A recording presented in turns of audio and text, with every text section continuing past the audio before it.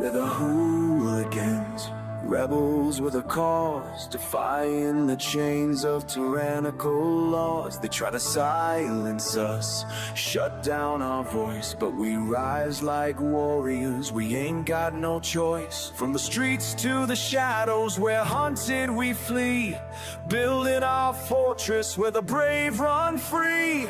Hooligans alley, our stronghold, our flame, a spark in the dark where we stake our claim. Hooligans, stand tall where the warriors breed, fighting for freedom, just where the planted rebel seeds. In the face of death, we'll never bow down. Hooligans alley, we hold our ground.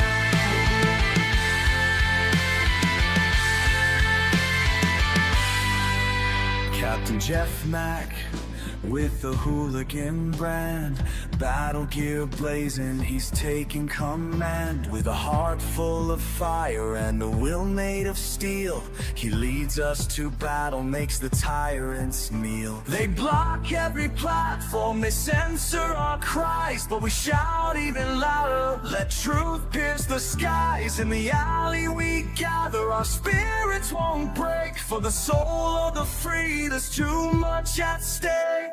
Hooligans, stand tall where the warriors breed, fighting for freedom, planting rebel seeds. In the face of death, we'll never bow down. Hooligans alley, we hold our ground. Through the smoke and the fire, we carve our way. With the hooligan banner, we seize the day.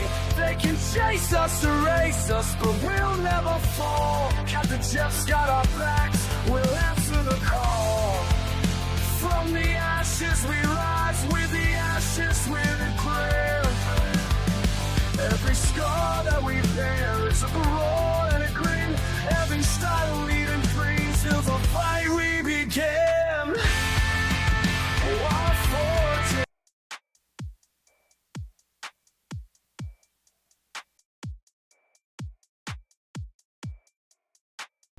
Dude thing. Go. Happy freedom, you hooligans. Appreciate all of you guys being here. Welcome to another episode of Coffee with Hooligans, where we try to make the news suck a little less. I appreciate all of you guys being here. If you're over on Rumble, hit that like button. More likes equals more hooligans. This is day 2 of trying to do the Rumble Studio. Hopefully it runs a little better than yesterday. I changed some settings and stuff. Either way, we're going to read through the schedule really quick, and then we will be checking on all the chats. So let me know how you hooligans are doing today. Then, of course, we'll be getting things started. I don't know why the Rumble chat thing ain't working. I don't know. I'll deal with that in a second.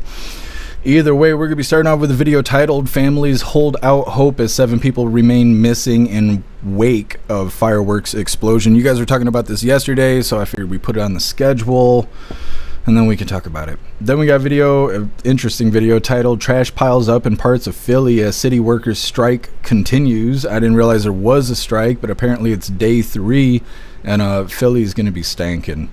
Then we got a video titled "Education Department Freezes $6.2 billion doll hairs in after-school summer programs." I don't know, there's a lot of may could might in this story here. Either way. Then we got a follow-up video titled "Brian Kohberger," I think is how you say his name, pleads guilty to murders avoiding the death penalty. We covered this story a couple days ago. You guys were wondering why it wasn't on the menu yesterday, so I figured we'd throw it on there today. Then we got a video titled "GOP Spending Bill, One Big Beautiful Bill Heads to Donald Trump's Desk. House Passes $4.5 trillion bill." They're expecting President Trump to sign it tomorrow since it's Independence Day. Then we got our mid-live break. It's our mid-live funny video of the day. It was provided by Stoner, and it's titled "Hope She Makes It There Okay." Then getting back into the news, we got a video titled "Acting ICE Director Reveals the Biggest Focus Surrounding the Border." Apparently there's a judge standing in the way of the Trump agenda again, even though Supreme Court said they weren't supposed to do that anymore. They're trying to bring back asylum seekers, which will also bring back catch and release. So if they detain border crossers, they have to let them go if they claim to be asylum seekers. We'll see how that turns out. Then we got a video titled "California May Drop Life Sentences for Violent Criminals This is kind of a weird story because they kind of misrepresent it. But either way, we're going to cover the video, and then I actually went and found the bill, and we're going to read through it. It's not going to take very long. I got it all summarized and stuff. But like I said, that video kind of misrepresents what California is doing. What they're doing isn't great, but again, it's kind of the bill is inaccurately portrayed. Then we got video titled "Immigration Agents Caught on Video Allegedly Urinating at California School." They're really outraged by this. I mean, I don't want to see dudes pissing in public either, but it seems like they're kind of overreacting. Then we'll be wrapping up the news with lefties losing it, and this one's titled "Brainwash Hollywood Actors Rail Against Trump." Then we'll be getting into the fun stuff. We'll be opening today's today's door of the advent calendar sent to us by Zero, and we got our 2 funny videos of the day. Both of them were provided by Simply Witchy.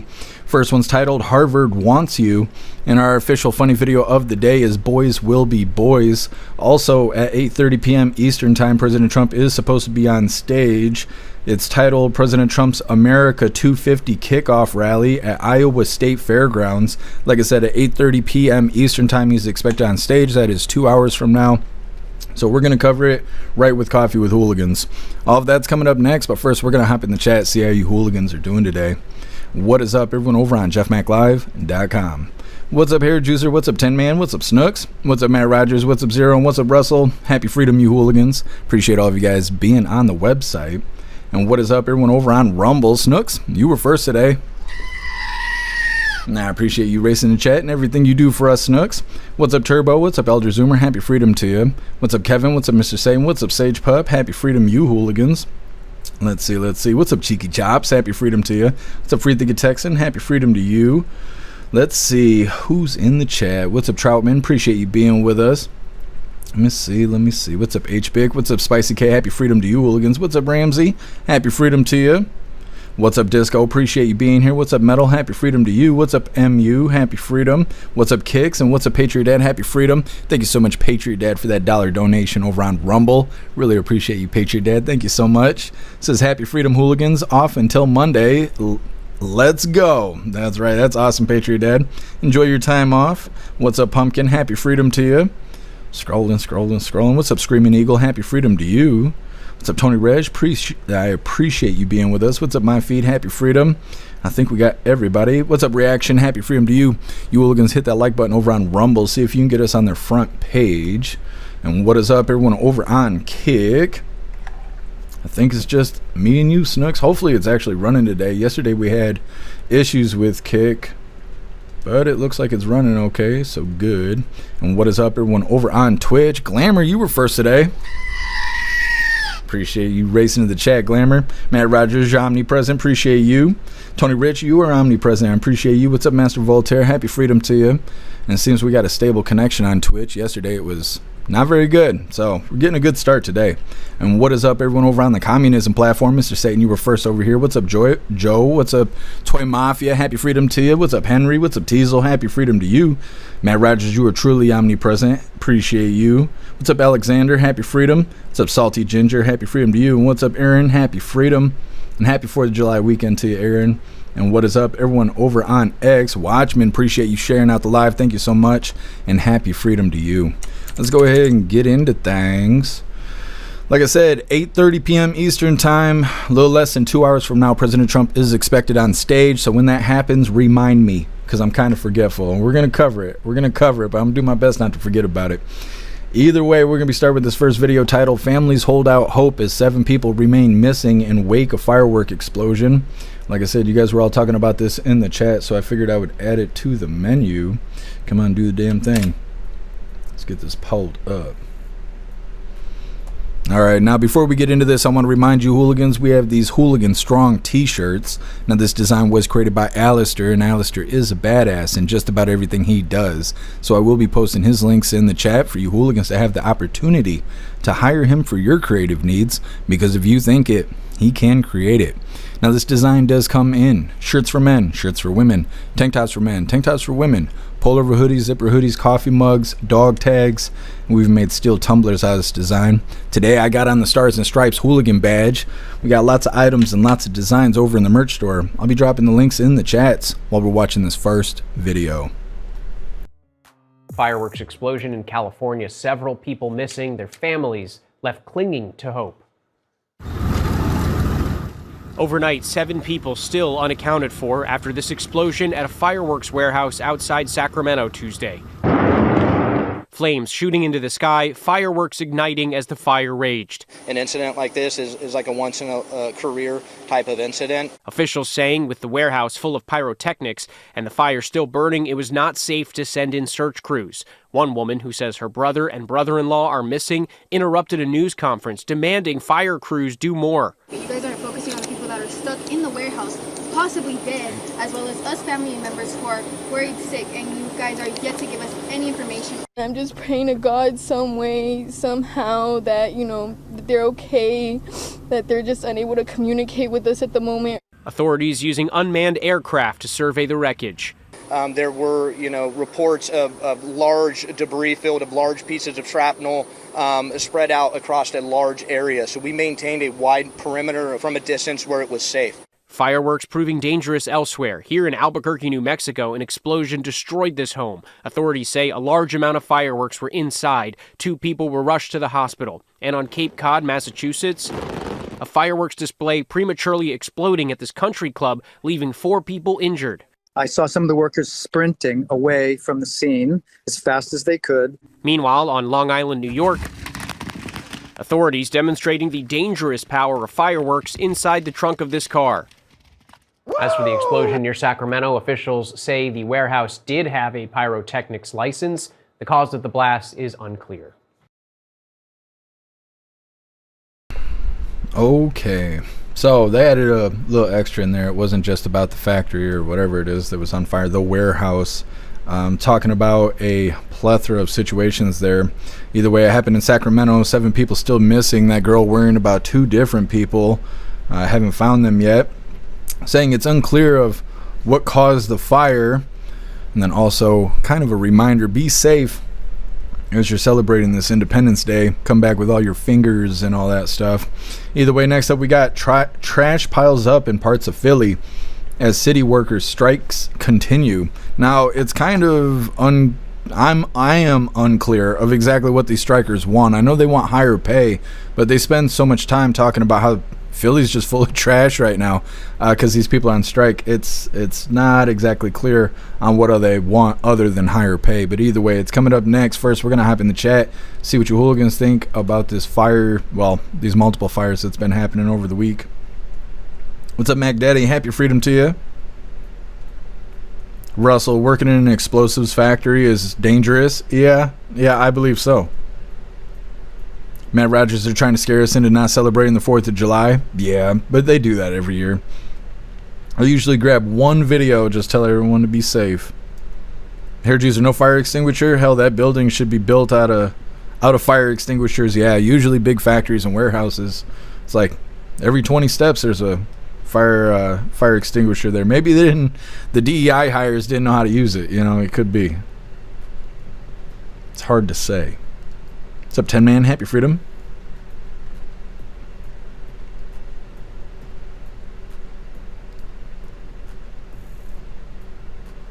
Elder Zoomer, pre-4th of July finger check. I got 10. You got to come back tomorrow with all 10. And the day after. Electric Hammer. Also, what turds are disliking the live? No, damn, we already got 2 thumbs down. 1 for each nugget. What's up, Ghostly? Happy freedom to you.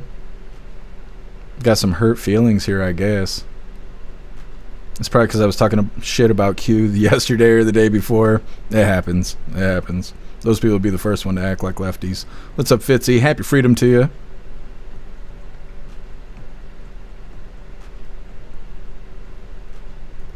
Cheeky chaps, don't deport all the migrants, the border crossers. It's fine if people come here legitimately. What's up, Dutton? Happy freedom.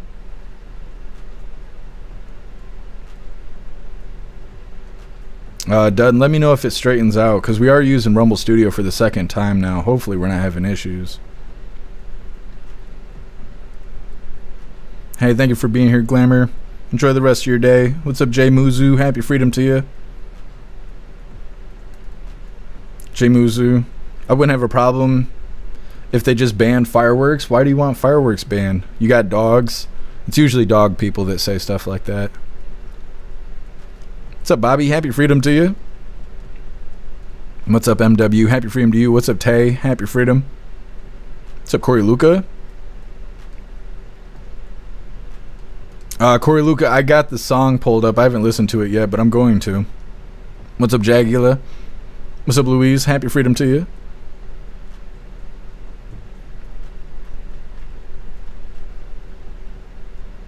What's up, Agent O? Happy freedom.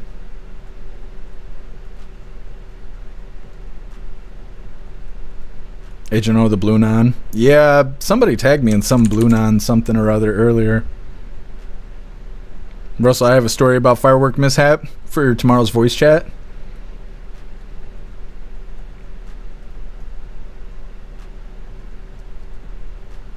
Turbo, something's wrong with Rumble Studio. It's making you look bald for some reason. That's not the studio, that's my age. What's up, Bill Clay? Happy freedom to you. Kevin, did you hear about the UFO sighting all across eastern Canada from Toronto to here and Charlottetown? No, I don't think so.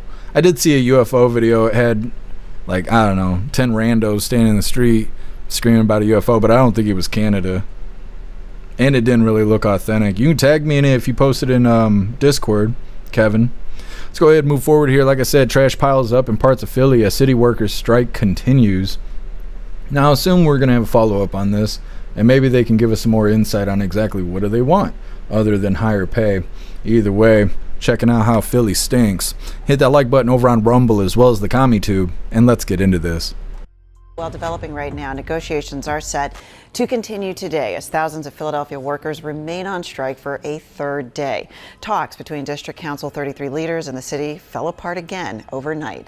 So the mountains of trash just continue to pile up on the streets this morning as sanitation workers remain off the job. Take a look at this massive amount of garbage that Chopper 6 found along Devereaux Avenue near Langdon Street in the Northeast. This is not a designated drop-off site, but it's kind of become a thing. People taking their garbage out there, and it is going to be a massive job to clean up. Look at how far that stretches.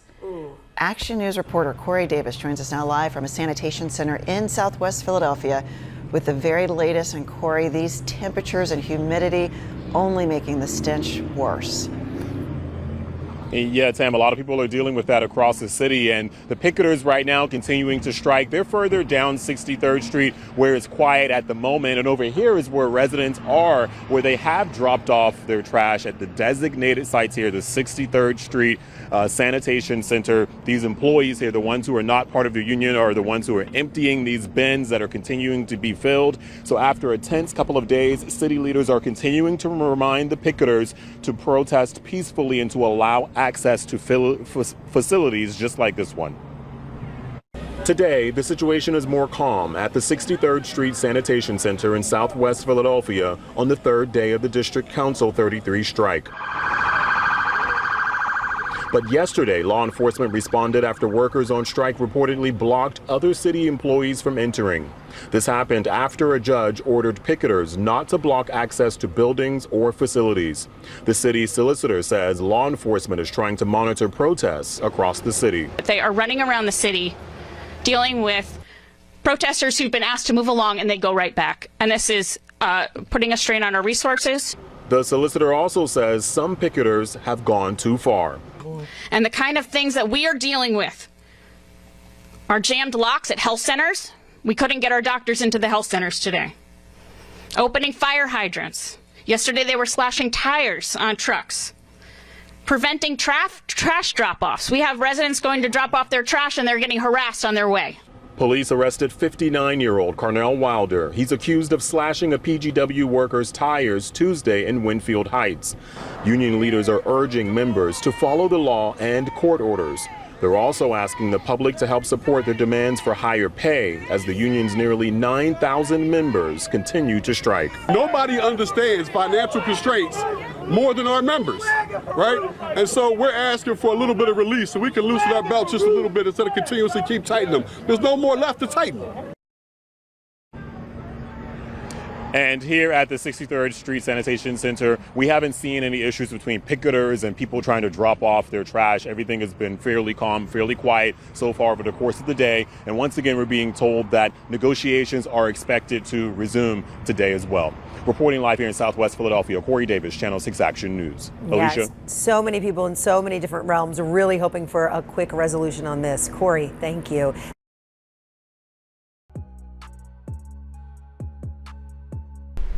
Okay, like I'm saying, stankin' Philly. I don't know. I really wonder how much the non-union trash guys are getting paid, because they didn't have a problem showing up to work today. They're out there trying to help out and stuff. So it makes me wonder, like, how much do they make? A lot of these people are unionized, but then they got to pay these union dues. And like I said, they don't really mention what the strikers want. They say, well, they want higher pay, and most strikes usually do want higher pay. But what else do they want? It's not usually just that. So see if we can get a follow-up video tomorrow. Give us some more details on what the strikers actually want versus the consequences of them being on strike. Either way, next up, Education Department freezes $2.6 billion in after-school summer programs. Like I said, there's kind of a lot of make good might in this. They apparently they're doing this as a typical budget review process. They're not taking this money away. They're making sure it's being spent on what it's supposed to be spent on. But in this video, they're going to talk about it like Trump's killing the kids. He's out here just eating children. So, like, I just want you to kind of know, keep your ears perked up when we get in this video. It's coming up next, but first we're going to hop in the chat, see what your hooligans think about what's going on in Philadelphia with this trash strike. Heard use of scabs. I know. We cover lots of strikes every year. Russell, Philly's a crappy place anyways. See, that sucks. We shouldn't have crappy places in America. We got enough money and resources. What we don't have enough of is accountability. That's why we have crappy places.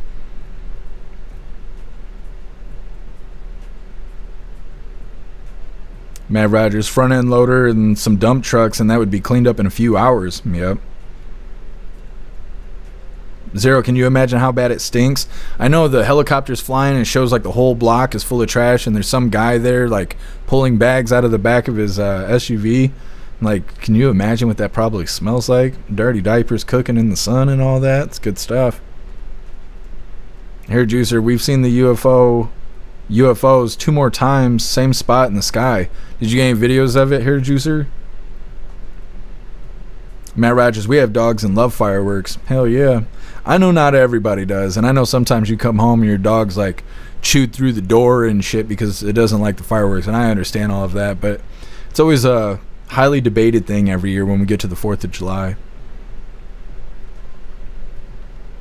Here, Juicer, 20 minutes to clock out, and we're heading out to watch fireworks. America. It's badass here, Juicer. What's up, Boost of Flames? Happy freedom to you. Boost of Flames, I'm surprised it's not on fire. You're talking about the trash in Philly? Don't give them ideas. Wow, Free the Texan. Philly residents let a woman get raped on a bus for over 6 or 7 stops. They were just recording it. It's a shit city. Yeah, it sounds like it. You're convincing me. What's up, Plastic Quack? Happy freedom to you. Pumpkin, fireworks scare my cats. I wonder how Klaus deals with fireworks. I can't remember how it went last year. It must have been okay. I think I'd remember the scars. What's up, FEMA Region? Happy freedom to you. FEMA Region, you're at the beach right now? Been going on for 2 nights? Yeah, fireworks are going off here too. Enjoy being at the beach. Dud, I know that smell. Worked at a transfer station for community service. Oh yeah, I believe it. I've done community service. I didn't do it like that though. I was raking leaves and cutting grass. Roy, I can't remember last year either. Yeah. I don't know. I assume it went okay. I'm sure we were live.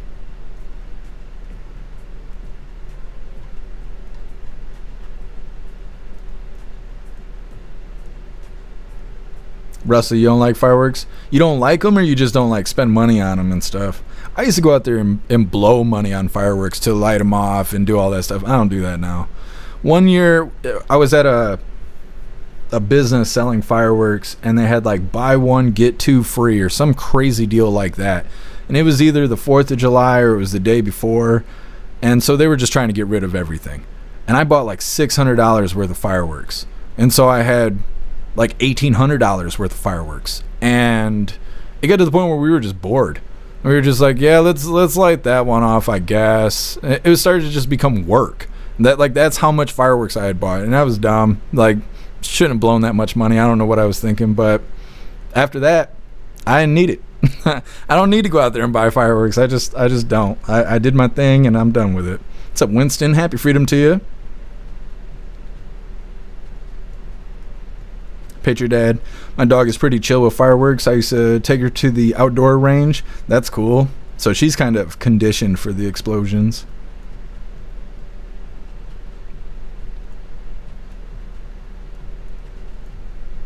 What's up, DJ? Happy freedom.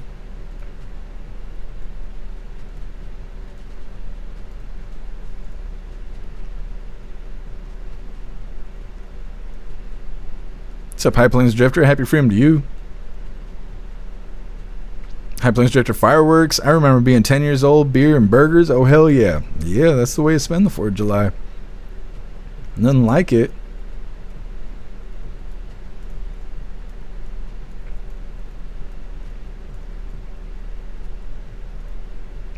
Oh, Russell, you don't like... Yeah, I could see that. All right, hooligans, we're going to move forward here. Like I said, Education Department freezes $6.2 billion doll hairs and after-school summer programs. Again, they're demonizing all of this, but they slip in little bits of information saying that this is not really that big of a deal. They're just trying to make sure that the money is being spent correctly. And if you're getting free money, which no money is free, that's taxed doll hairs, and I don't really mind them looking into whether or not the money is being spent correctly, considering that's all of our money. Either way, hit that like button over on Rumble as well as the CommuTube, and let's get into this. Welcome back. 40 minutes after the hour. Summer camps and schools are scrambling after the Trump administration announced this week it would be freezing $6.8 billion in federal grants that fund those programs. The money was supposed to be delivered Tuesday, but the Department of Education said the funds, which also covered some English language instruction, adult literacy, and other efforts, is now on hold. News Nation's Brooke Schaefer is on top of the story. Brooke, good morning. How much of an impact will this be to those programs? Nick, good morning to you. This move spells immediate chaos, really, for both low-income families and summer programs like day camps, which may have to send kids home now mid-season if this freeze is made permanent. It also means that schools have to hold off on things like hiring for the upcoming school year, as after-school programs fall under this funding as well. Day camp administrators, teachers unions, and Democrats are furious about the delay, which the Department of Education said it implemented in order to review if the money matches with the administration's priorities. A spokesperson from the Office of Management and Budget told Politico initial findings have shown that many of these grant programs have been grossly misused, they say, to subsidize a radical left-wing agenda. Slamming the move, Democratic Senator Patty Murray, who said every day that this funding is held up is a day that school districts are forced to worry about whether they will have to cut back on after-school programs or lay off teachers instead of worrying about how to make sure our kids can succeed. Nick, 2 of these 5 federal programs on pause were earmarked by Congress to help students improve their English proficiency and to support migrant children learning the language. Brooke, quick question for you, though. What's the likelihood of this hold becoming permanent and not just temporary? Well, the Department of Education is really cautioning those who will be most affected, including low-income Americans who often use these programs at stake and people learning English through summer school, not to panic just yet, affirming that, they say decisions really have not been made yet. They describe the freeze as a typical budget review process, but they didn't clarify exactly how long this review could take. And that timeline could be extended either way, with opposition already labeling the move as illegal. The president of the American Federation of Teachers, Randy Weingarten, said in a statement, "This is lawless. These are congressionally approved programs for this year, and the Trump administration is trying to defund education unilaterally through government overreach. The administration does not have the right," they say, "to starve children because of its ideology." The Trump administration, though, for their part, they argue this is about America first. OMB says it's found states like New York and Washington have used the money for English language instruction to instead support immigrants in the country illegally. Nick? And the fight continues. Brooke Schaefer with the latest. Brooke, thank you. Thank you for watching. Okay. So like I was saying, they spend the entire video demonizing it, but then they sprinkle in little things that actually make sense. They're saying that the money is being frozen because of the programs funded by it are being investigated to make sure that the money is being spent appropriately. They're saying initial findings have shown that many of these grant programs have been grossly misused to subsidize a radical left-wing agenda. Dems are claiming that it is illegal and that this is to make sure that struggling kids can't succeed. And then they also mention it's to starve children. But then near the end, they bring up that this is a typical budget review process. So they do all that damn demonizing just to say, well, this is pretty typical. If you get free money from the government, they're going to make sure that you're spending it correctly. Well, then why all the demonizing? Why saying Trump's going to kill the kids? Like, what is the point of saying that? Just work over the normies. That's what it is. People who aren't going to look into it. Either way, next up, we got a follow-up video on Brian Kohberger's pleading guilty to the murders and avoiding the death penalty. I don't know a whole lot about this. This is our follow-up from a couple days ago. We had talked about this story, but it sounds like they're wrapping up his situation. So I figure we'll go ahead and do a follow-up. It's coming up next, but first we're going to hop in the chat, see what you hooligans think about this education department $6.2 billion here is being frozen when really they're just making sure the money's being spent right. Matt Rogers, stop trying to indoctrinate the kids and just teach them. Yeah, exactly. How much money does that cost? Like, I understand they got to pay the wages of these people, but when they say they're starving kids and stuff, it's like, nah. If they weren't wasting the damn money, it wouldn't be investigated. Russell, they're government audits. Yeah. Well, and they're being audited because they've found fraud, waste, and abuse. That's why it's being audited. They mention it in the video, but like I said, they spend so much time trying to convince you that this is some terrible government overreach happening when really they're just mad that their free money is frozen right now. Russell, are they illegals or actual migrant kids? Yeah, exactly. And they're always playing the word game.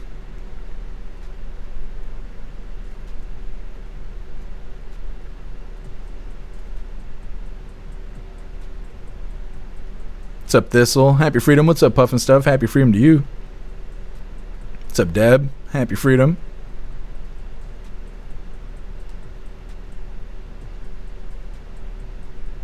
Cheeky Chops. Holy. Cracking me up today.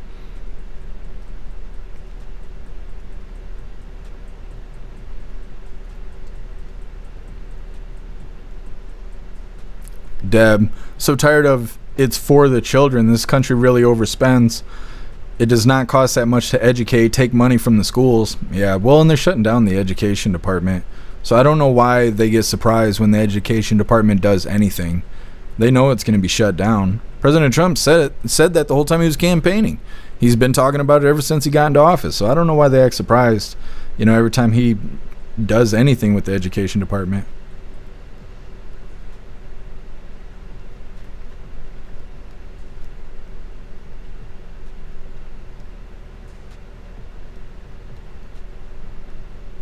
Some of the stuff I'm not reading out loud. You guys are going off about teachers and everything else. What's up, Java? Happy Freedom. What's up, Virtual Cockpit? Happy Freedom to you. What's up, Books?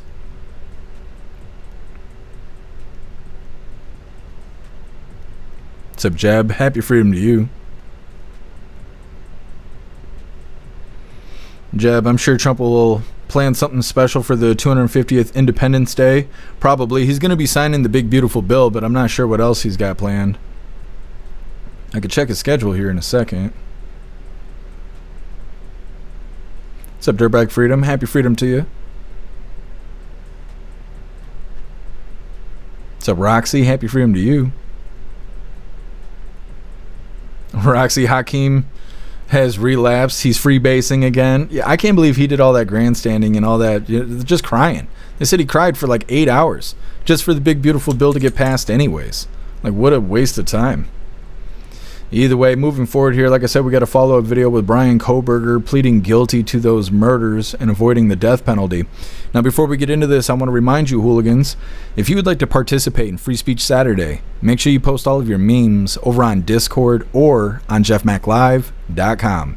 Just hop in the group chats on either platform. You'll see the tabs labeled memes. Drop what you got and we'll shout you out as we're making Saturdays more fun. Let's get this pulled up. This may be the last follow-up video we got on this story. Come on, dude thing. Just little spirit fingers that time. Either way, hit that like button if you haven't already, and let's get into this.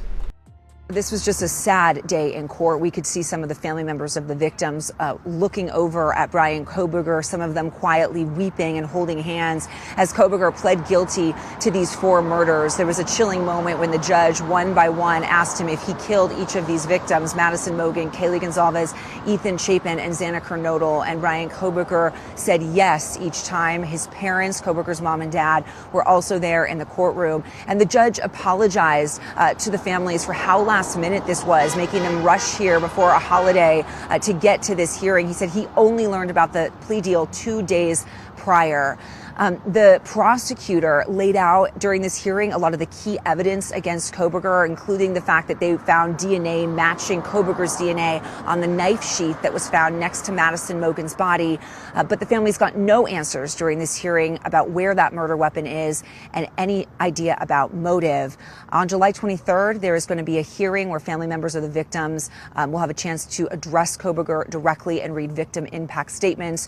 Kohberger will be sentenced at that hearing. We expect to life without parole. And while there were some family members who felt relief in this, they feel like now they have closure that Kohberger has pled guilty and will be locked away for life. Other families feel like they wanted that trial and they wanted Kohberger to be sentenced to death in order to feel like they got justice. Okay, like I said, I don't really think we're going to get a follow-up video to this because he's being sentenced and all of that. It's pretty much all over. And like I said when we covered this the first time, like, I understand the families are all upset because he didn't get the death penalty and that's what they thought was going to happen. But the people they got in connection to the 9/11 day, the day the terrorists hit the towers, those people didn't get the death penalty. So what do you got to do to get the death penalty? Because apparently a terrorist attack isn't good enough for a death penalty. And what he did was terrible, wasn't exactly a terrorist attack, but because of the way justice works in our country, I'm not surprised that he didn't get the death penalty. So I kind of feel bad that the families actually thought that was on the table when, they weren't going to give him that. Not at all. So I don't know. It sucks that they feel like this wasn't justice, but he's still going to do life in prison without parole, and he's still a shitbag. So, you know, what's what. Next up, GOP spending bill, one big beautiful bill, heads to President Trump's desk. House passes $4.5 trillion bill. It's coming up next, but first we're going to hop in the chat, see what you hooligans think about Brian Kohberger. We got about an hour and a half until President Trump is expected on stage.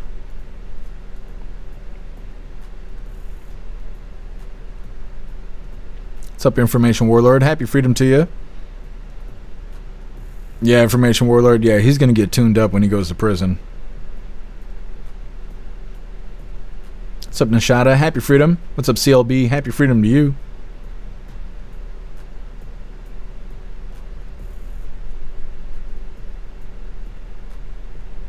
Free the Texan. People in connection with the day they hit the towers. I can't call it what it is because YouTube will put a big stupid fucking blue banner underneath my video, but the day the terrorists smoked the towers in New York, that day they got people connected to that and they didn't give them the death penalty. It was a possibility, but some judge or something decided against it. We covered it when it happened, and I was all pissed off about it. What's up, Wayward? Thank you for joining us over here on Rumble.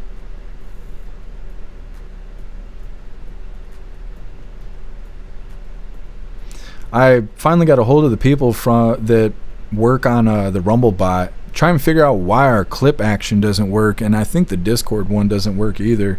They're supposed to be looking into it. I don't know if they're with us or not. Hopefully they get it fixed, though. Yeah, Cheeky Chops, you're right.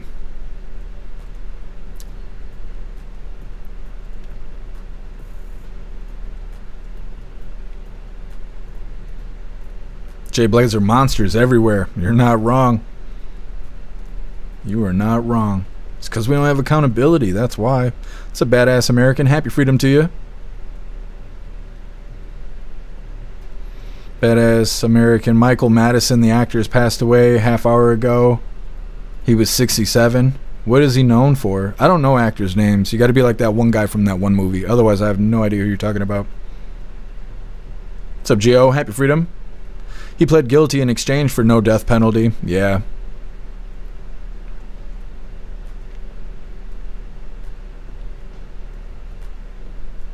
Jeb, he may not get the death penalty, but we'll see how long he lasts in prison. Yeah, they're going to tune him up. What's up, WMM? Happy freedom to you. Roxy, he likes the spotlight. Oh, you're talking about Hakeem Jeffries? Yeah, he does. Any little bit of attention he can get, you know, he's good for it. I don't want to say I hate, because I don't hate it, but it's super annoying that he talks like he's preaching. I don't know. I don't know how to explain it. You know, he gets up there and he tries to sound like he's Martin Luther King or something.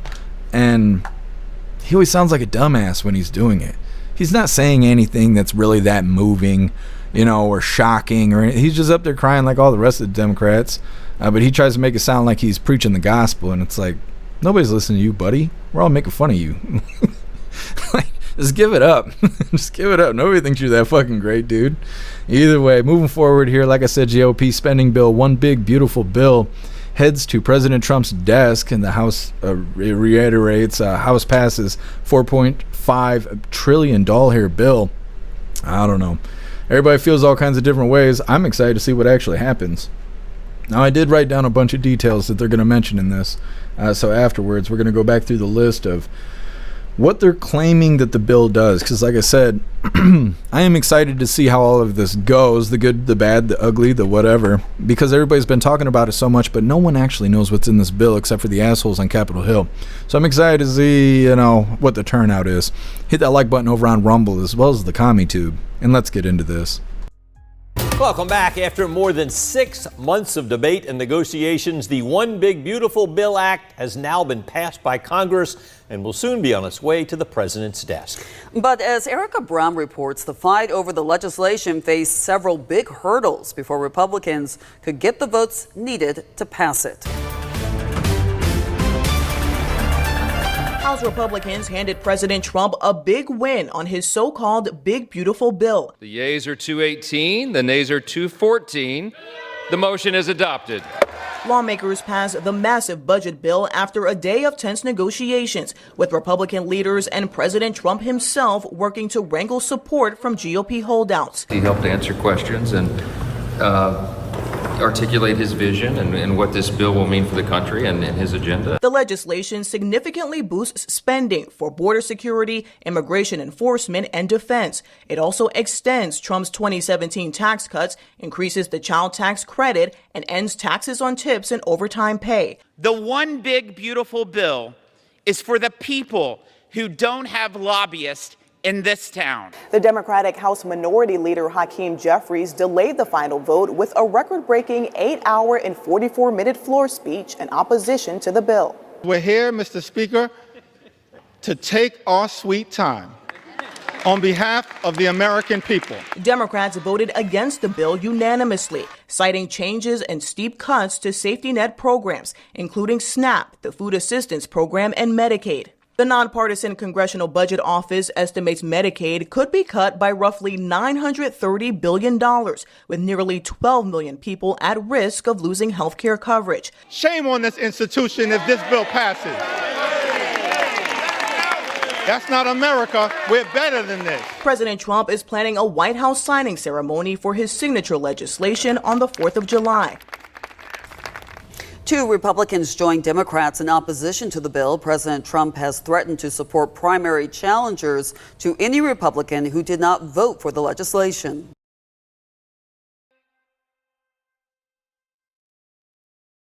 Okay, so we'll see what the fallout of that is. Like they mentioned in the video, President Trump will be signing the bill tomorrow for the 4th of July, and I assume they'll have some sort of event going on at the White House. We will see how that goes.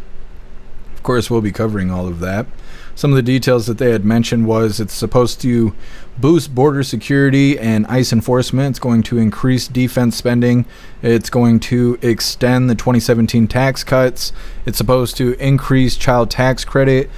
It includes $1,000 hair savings account for newborn babies, which I don't really understand how that works. No tax on tips or overtime. Claims that it cuts food stamps. It's going to cut Medicaid. They claim that 12 million people are going to lose their coverage. And like I had said, Trump's expected to sign the bill tomorrow. So that's what we get to look forward to. Either way, next up, we got our mid-live break. It's a funny video provided by Stoner titled, "Hope She Makes It There Okay." And then next up on the news, acting ICE director reveals the biggest focus surrounding the border. And like I had mentioned earlier, an Obama judge is standing in the way of the Trump agenda once again. They're trying to bring back asylum seekers, which will also bring back catch and release. So it is going to really cause problems for the mass deportation. But we'll see how it goes, because Supreme Court already ruled these judges don't have the authority to do this stuff. So either way, that's what's coming up next. But first, we're going to hop in the chat, see what you hooligans think about the big, beautiful bill. Russell, awesome bill, but not perfect. Yeah, I agree. Russell, there's going to be a Trump signing of the bill tomorrow. Yeah, we're going to cover it. I mean, unless it's like early as shit in the morning. We'll see. Russell, Michael Madison, is that how you say his name? Was in Reservoir Dogs, good movie. I think I've seen that movie. I went and looked him up. I recognize him, but I don't recognize him. Like, I don't know which movies I've seen him in. I've seen his face before, though. What's up, Relax? Happy freedom to you. And the bill was supposed to get rid of the payment of $200 tax on suppressors. Still have to register. Interesting. I wonder if that's still in the bill. What's up, Cass? Happy freedom. Finally getting something done. Yeah, I know. For real. They don't do anything on Capitol Hill. Cause a scene. My feed, maybe overweight people will lose some weight if they have to pay for their own food. I mean, you might be onto something. Some people need it, but from what I understand, they're supposed to be just cutting the illegals off of it. We saw News Nation lying their face off about it yesterday, and they claimed that they were fact-checking. Of course, we fact-checked their fact-check, and they were wrong. That's okay. They're usually wrong.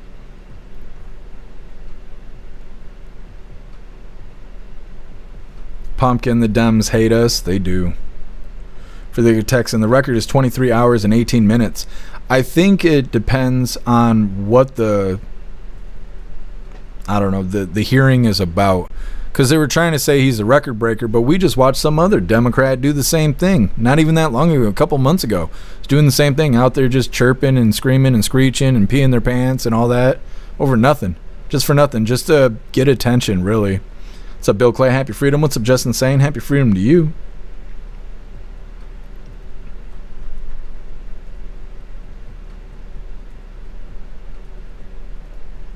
Thanks for stopping in, Glamour. Cheeky Chops, you going off. You're going off. Kicks, Fallout 4 is where it's at. You're not wrong. You're not wrong. I don't know why you're saying that in the chat, but I agree. I'm Jeff Mack, and I approve this message. What's up, Southern Eagleman? Happy freedom to you. Happy 4th of July Eve. That's right. Happy freedom to you. That's awesome. What's up, Rich? Happy freedom to you. DJ, sick of Maxine Waters. I know. She was over there flapping her face, looking like a full lizard person. Lizard. That's something else. That's something else. What's up, C1? Happy freedom. Wasn't it Rat Sack Skin that did the last filibuster? Is that who it was? I can't stand that guy. Old Rat Sack Skin. He's the worst. As soon as he opens his mouth, you can hear the dramatic music in the background and just turns into, "These are the days of our lives." You know, like it just goes right into that.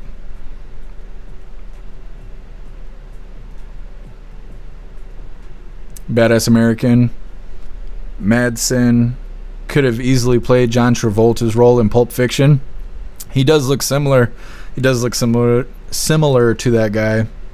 Badass American Muddy Maxine Waters. She's another one of those crybabies. Goes out there and just outraged. Doesn't matter what's going on. She's always outraged. There's always an injustice. There's always this and always that, and it's always racist. And it's like, okay, whatever. Like, how outraged can you be without actually doing anything? You ain't that damn outraged. Just stop it.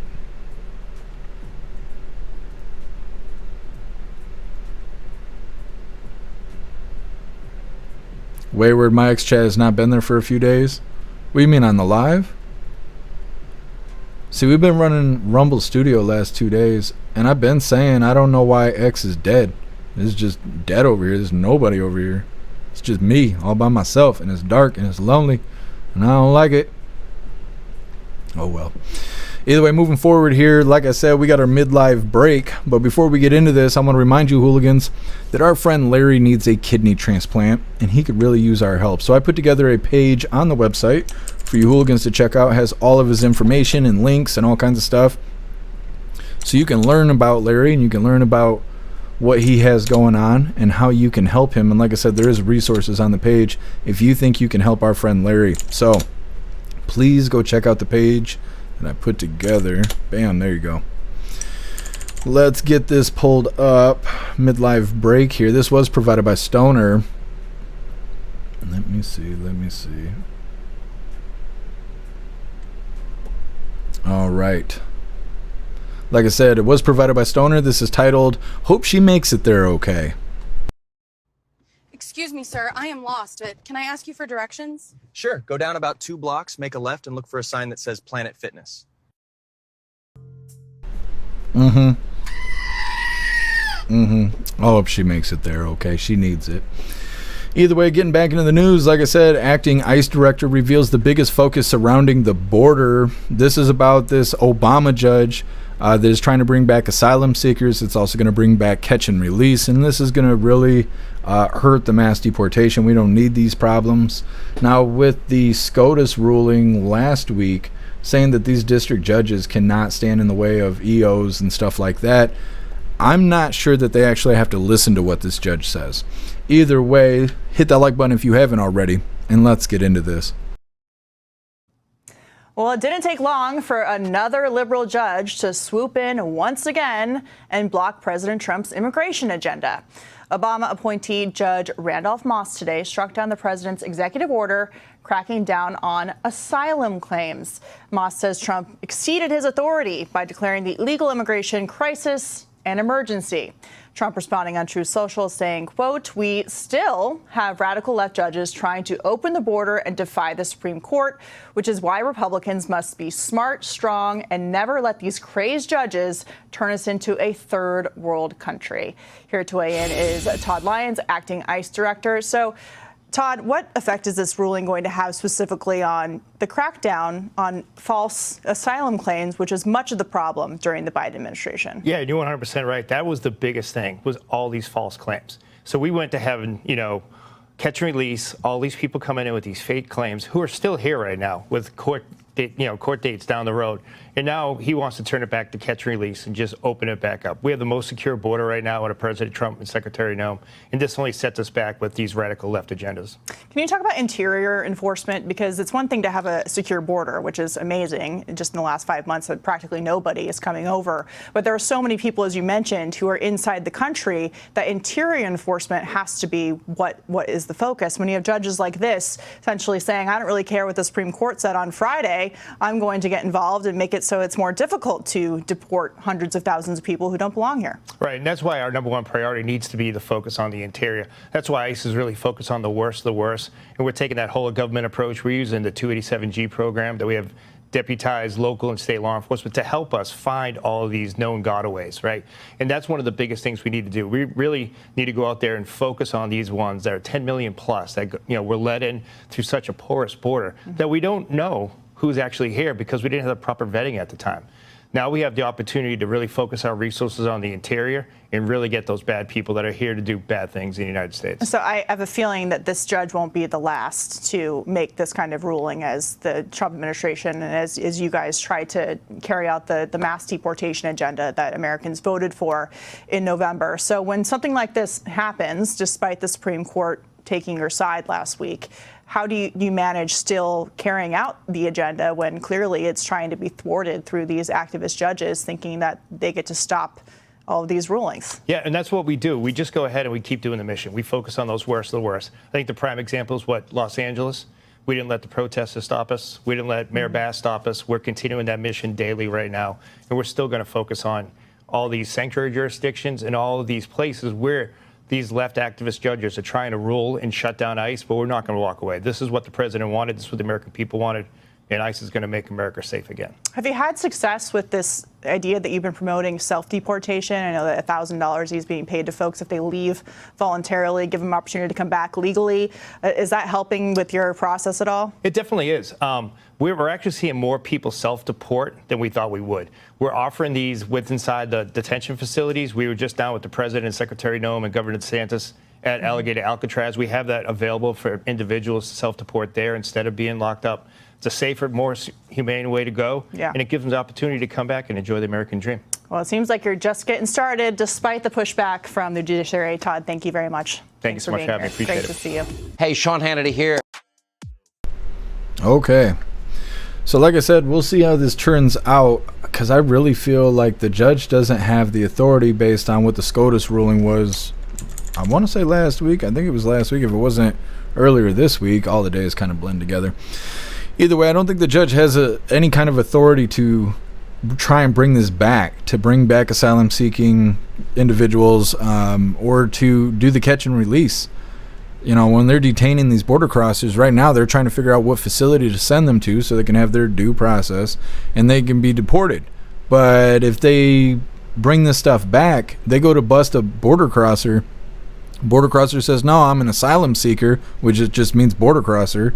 Then the agents have to let them go. That's not right. That's not right. They all know how to play the game and all of that. So hopefully the Trump administration doesn't actually have to do anything. They don't have to appeal. They don't have to go to court. They don't have to fight this because the SCOTUS already ruled on it. So I don't understand why the judge is even trying this. Either way, next up, we got California may drop life sentences for violent criminals. Now, again, they are trying to pass something in California that is going to change the way that life sentences are given to inmates, and it's going to affect potentially 1,600 current inmates that are facing these life sentences. But this video, I feel, kind of misrepresents what's happening. So we're going to cover the video, we're going to let it do what it does, and then I actually pulled up the bill itself, and I have a bunch of details and stuff wrote down about it, and we're going to basically go over those details and kind of correct some of the things that were said in that video, so we have a firm understanding of what this bill is that they're trying to pass in California. It's coming up next, but first we're going to hop in the chat, see what you hooligans think about this judge, Judge Randolph Moss, as Obama-appointed judge, trying to bring back asylum seekers as well as catch and release. The hooligans just informed me that Larry is at the Trump rally right now.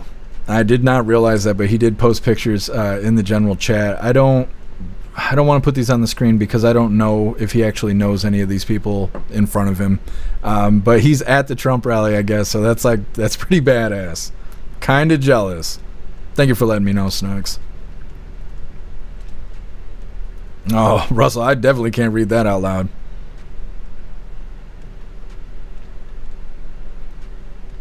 Thank you so much, Cricket Kiss, for that $10 donation over on Rumble.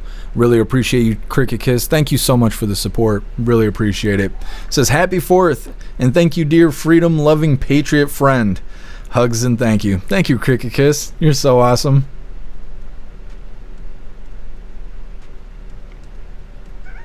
Meow meow. We'll get your booty up here. You gotta terrorize the tower first. You're a big ass cat. You know that? Well, get your booty up here. They can hear you. You know I'm working right. They can hear. They can see you now. Yes, they can see you. They can hear you chirping. You're a good boy. Now lay your butt down. Giant cat. Holy. Holy. Look at him looking at me. He doesn't know that I could see him. Yeah, all right, buddy. He's like, where's my damn treats? I didn't give him any treats before the live because I want to make sure he got up here. You gotta hold him accountable. You gotta work off those treats, buddy. Kurt Kids, later feeling better. Happy day. Well, I don't know. It's always a good time at a Trump rally, right? So hopefully he's feeling good now. This little judge is a pedo. Could be. Wouldn't be surprised at all.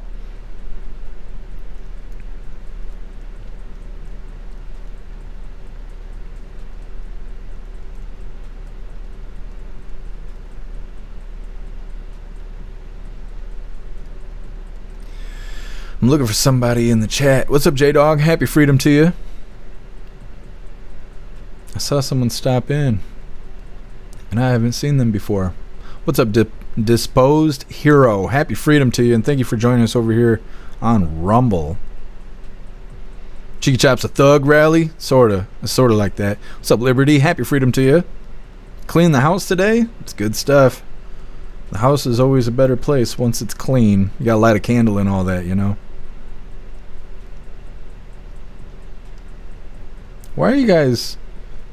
I don't know what you guys are doing. It's like children's poetry in the chat.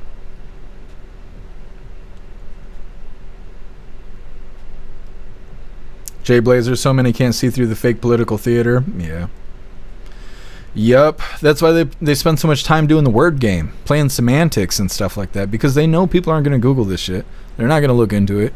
And, you know, we've covered like 2 or 3 stories today where their message is Trump's a mean orange man. But then they drop these details in there that just say, no, this is pretty much normal. This is normal activity going on here. What's up, Bruce? Happy freedom to you. What's up, Vinny C? Happy freedom to you. It's one big club and we ain't invited. You're right. You are right. Badass American, I have 4 cats.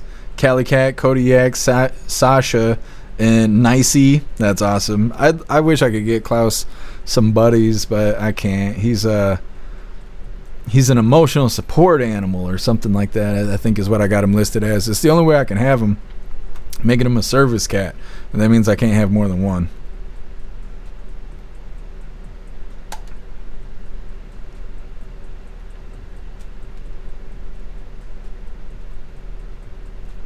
Hair juicer, I don't know.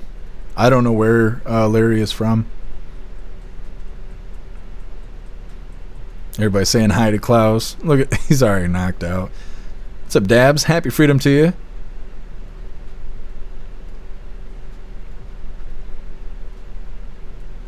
Cash, your dog's a service dog? That's cool. I'm Klaus's emotional support animal.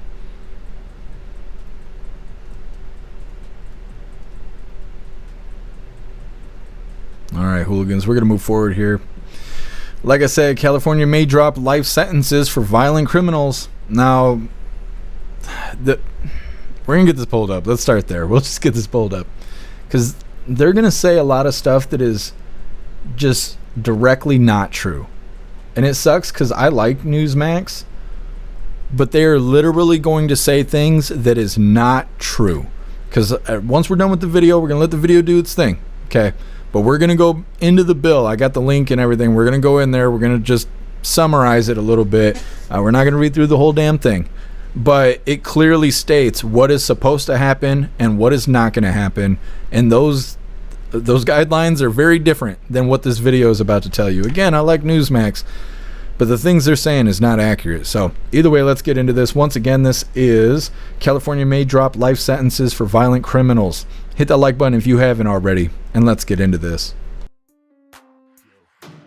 We've reported on the push by some California progressives to eliminate the sentence of life without parole for certain convicted killers. Now, of course, liberals, though, they always focus their attention on the criminals and not the victims of those crimes. Exactly. Newsmax crime correspondent Jason Matera has more on this. Good morning, Jason. Good morning, Mark and Krisha. And yeah, as we know, there's always a trade-off, a policy cost to certain legislation that's proposed. And in this case, California is weighing to reopen the deepest wounds imaginable by scrapping life sentences for certain offenders. Life without parole used to mean just that. But in Gavin Newsom's California, that sentence is hanging by a thread. SB 672, branded as the Youth Rehabilitation and Opportunity Act, could reopen the prison gates for some 1,600 inmates just because they were 25 or younger at the time of their offense. These are the worst people that have killed multiple victims. These are serial killers. These are people that have killed people, police officers, firemen, judges, people that have been murdered in the commission of kidnapping, rape, torture. I mean, these are the ones that haunt you at night. Opponents, like State Senate Minority Leader Brian Jones, warned this bill could put California's most violent criminals back on the streets, like Anthony Vizent, Trevor Landers, and Ramon Hernandez. The trio broke into an apartment, then violently robbed and killed David Pettigrew. Under SB 672, all of them would be eligible for parole. We don't matter, and that there's just zero consideration for what we've already been through. To supporters, this bill is about a second chance. But for victims' families, like Lauren Pettigrew, whose brother was executed in cold blood, it feels like betrayal. There was this huge weight lifted off our shoulders to find out that they're never getting out. Just to know that you don't have to go to parole hearings. You don't ever have to see these people ever again. Now that sense of closure is gone, and families are left wondering why justice has an expiration date. Why are you so passionate about releasing these people and not to us, the victims? Mark, Krisha, this is what we mean when we talk about reopening old wounds. That was Lauren Pettigrew. Her brother was brutally murdered, and she's already lost her college years basically by attending the trial and watching these people get life without parole. And if they then are eligible for parole, if this bill passes, she's going to have to spend decades of her life reliving this horror, trying to keep these killers behind bars. In effect, this becomes a life sentence of grief for people like Lauren and others in that situation, and that is thoroughly unfair. Yeah, I mean, Jason, how close is this nonsense to actually becoming law? Yeah, it really is nonsense, Mark. Well, listen, it's unfortunately, it's close. It's California, so it passed the state Senate. It's sitting in the Assembly. We are told by California Republicans that because it is still thoroughly unpopular in California, Democrats are kind of laying low, waiting for the right opportunity to bring it up for a floor vote and hoping that the public doesn't notice. All right, Jason, thanks for the update this morning. Thank you. Okay, so that's the story there, but we're going to pull up the bill. And like I said, we're not going to go through the whole thing, but the top of it is pretty much already summarized, right? So it's not separate. And in that video, they kind of make it sound like it's separate. They're saying that either you were charged being 25 or younger, you were sentenced to life in prison without parole, or you've already served 25 years of your life sentence. But really it's both. You have to have been charged or sentenced. You have to have been sentenced at 25 years old or younger to a life sentence without parole and have served 25 years of that sentence. So that's part of the requirement. But this is the stuff that I was saying that they're like kind of, I don't want to say lying, but they're wrong. They're saying inaccurate stuff. It says most serious crimes like murder of a law enforcement officer, torture, mass shootings, hate crimes, murder with an explosive device, killing a judge, government official, or a juror, violent sex crimes, murdering a domestic violence victim, and crimes against kids. Those crimes are excluded. So they went on and on and on for a couple minutes on that video talking about how those specific crimes, those criminals who commit those crimes will be back on the streets. But that's not true. That is not true. And some of them they said like word for word. but that is not true. And it says that it does not guarantee the release. You're eligible for parole. That doesn't mean that you'll get parole. That doesn't mean that they'll even give you a day in front of the parole board. You have to apply for parole. You don't just get parole. You have to try and prove to this board of people that you are reformed, which they're not usually inclined to believe that. Now, if you're charged with all of these terrible crimes right here, you're not getting parole. Even when this passes, you are not getting parole. So again, this is an interesting bill that they are trying to put forth. I don't know right or wrong from it, right? You're 25 or younger, you do something terrible, you get sentenced to life without parole. You've served 25 years now, so you're, around 50.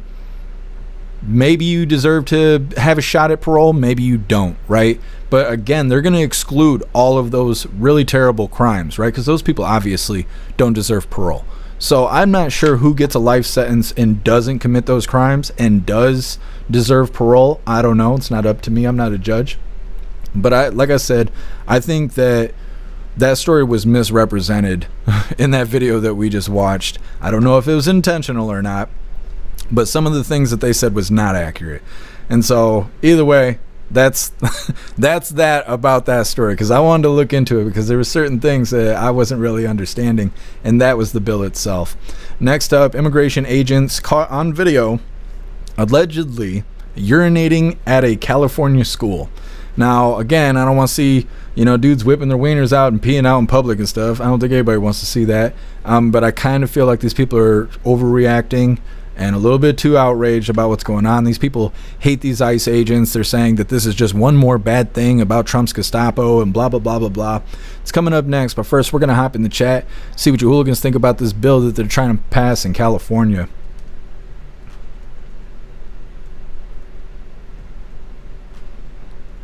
Oh, Snooks, yeah, I saw it in the chat.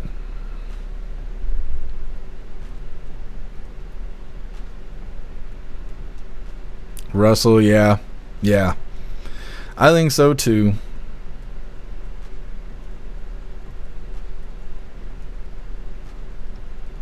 Cass, right, agree. What else would qualify? Yeah, that's what I don't really get. Who gets life without parole but didn't commit those crimes? So I really want, it seems like it would be just a few. There'd only be a few crimes on the table that you could get a life sentence, but it's not those terrible crimes just listed. I feel like there can't be that many.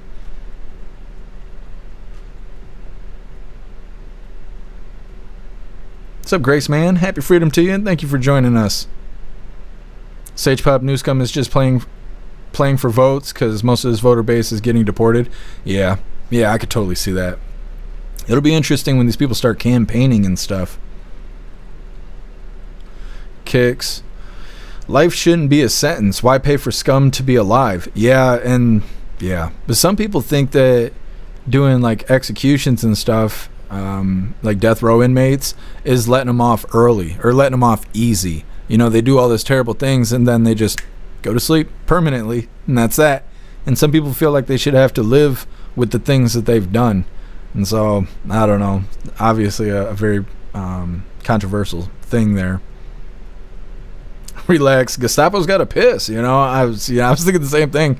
I was like, well, if you got to pee, you got to pee. What are you going to do? But I don't know. They're saying because they did it on school property that it's bad, and I could agree with that. Don't go, peeing in public, but especially don't do it at a school. But I don't know. I don't know how to feel about it.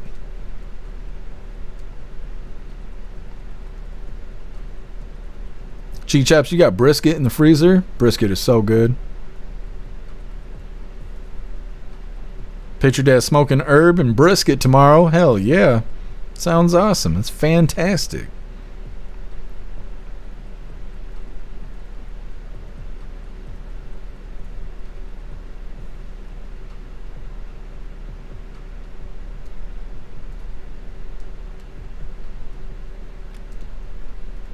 Screaming Eagle, third strike felony, career criminal. It could be. They tried to get me for 3 strikes on assault charges, and one of them got dropped. I was 17. I haven't had an assault charge since.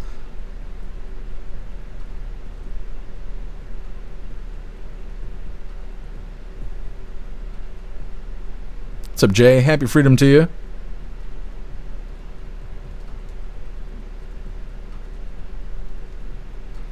Badass America, make them rehab old houses, put them to work.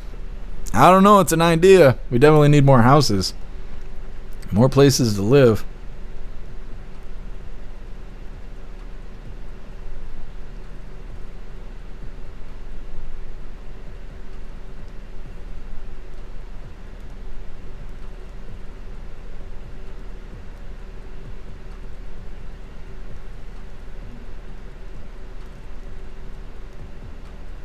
Kicks.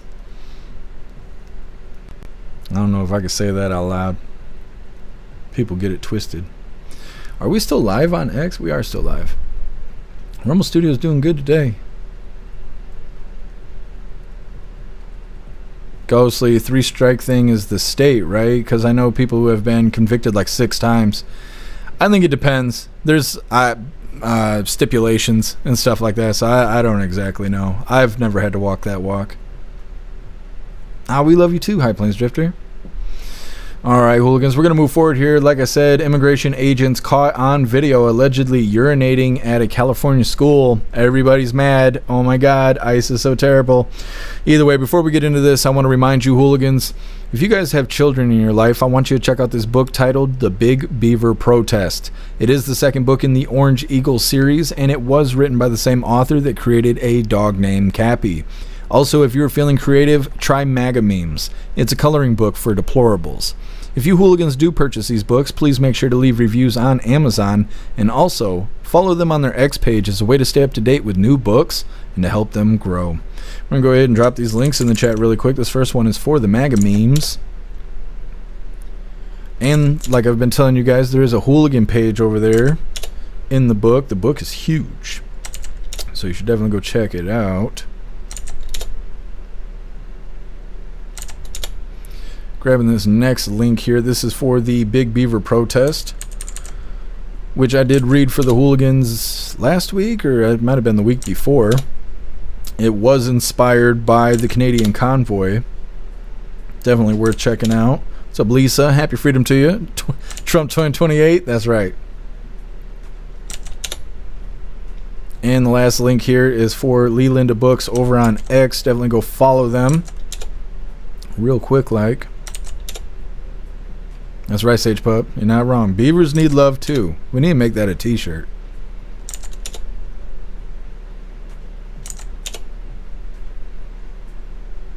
Kind of fond of beavers.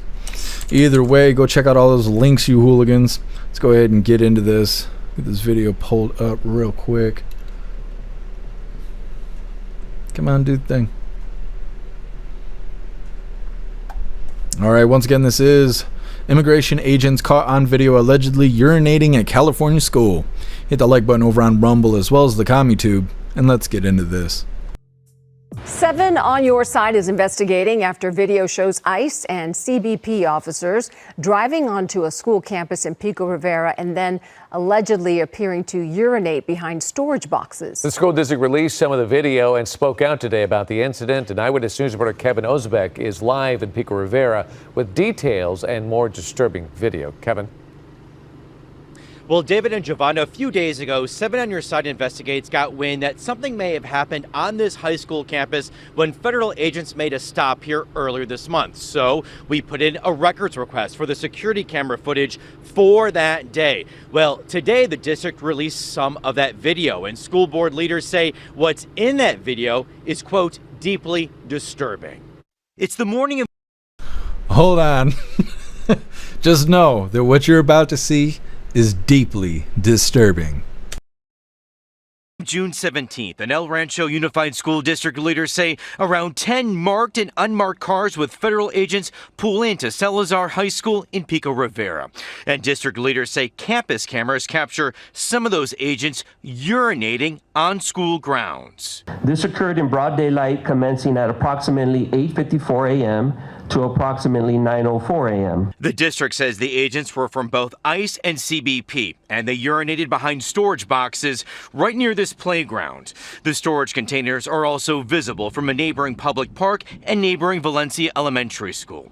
Salazar High School was not in session at the time, but district leaders say summer classes were going on at that elementary school.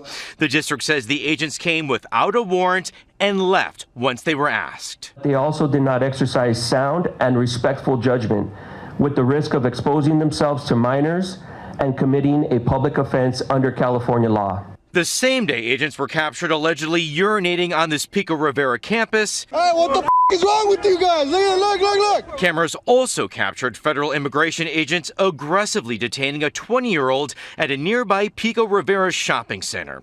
Adrian Martinez is a U.S. citizen, but is now facing a felony charge of conspiracy to interfere or impede a federal agent.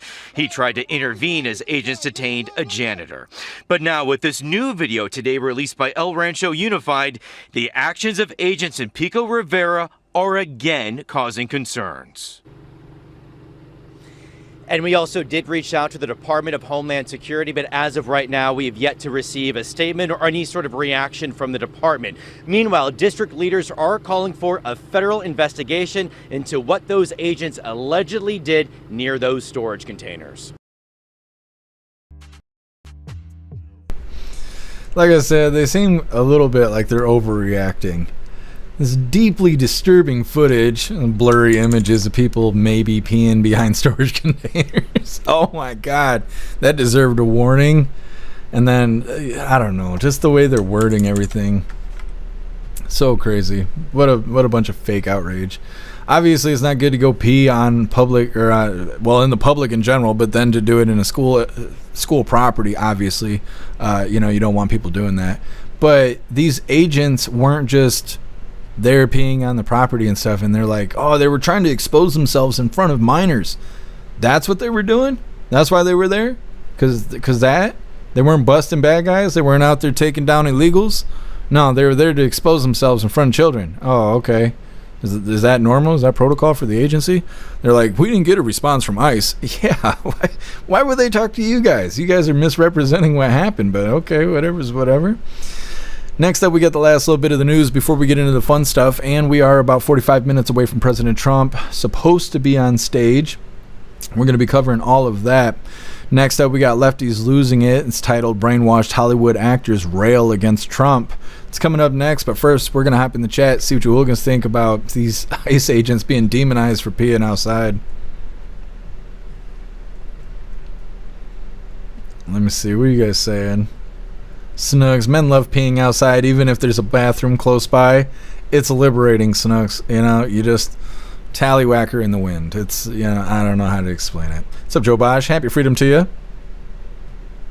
Joe Bosch, I'm not saying men like peeing outside. We just can. Yeah, that's right. We can. That's what I said. It's liberating. We are able to do it. There's women out there who do it too. They just grab their meat and pull it up. Never mind. It's not Saturday. We'll talk about it on Saturday. Just remind me.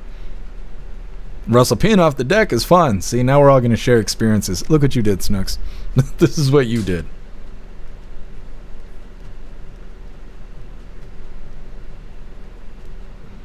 Hair Juicer, California was a 3-strike state. When I lived there, I remembered a guy getting life for 3 separate felony thefts. Yeah, that's pretty crazy. I don't know. Felony theft here is anything more than $100, which is expensive as everything is. Everything's more than $100. So that's kind of crazy to steal 3 things and then get life. I mean, you shouldn't be stealing shit, but to get life over that, I don't know.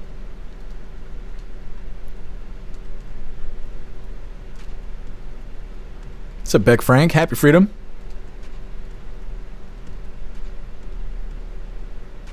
Relax. Happy freedom to that. That's right.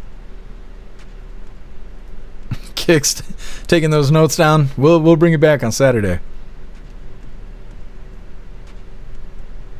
Information warlord. I like it, and I'm not sorry. That's right. You don't have to apologize. That's right.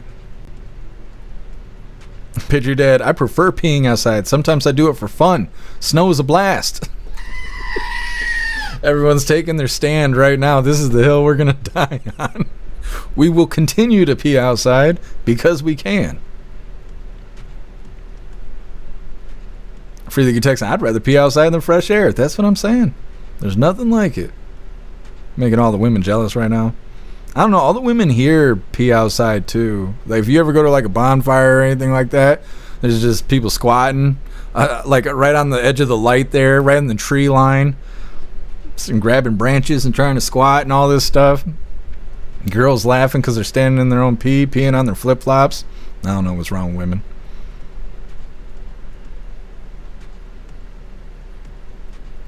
Cass, it looked like they didn't have anywhere else to go. Yeah, see, and that's how I feel too. They're conducting an operation or whatever, and you gotta pee. What are you gonna do? How are you gonna wrestle an illegal to the ground who eats children for a living?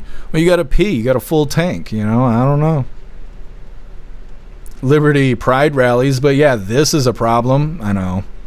Like I said, they're just demonizing them for the sake of doing it. They're like, this is just one more bad thing that ICE is doing. Like, them doing their job is not a bad thing. Like, these people are so brain dead. Nashada, they had to pee. Pretty simple explanation. Yeah. Like, what do you think they were trying to do? Trying to pee, I believe.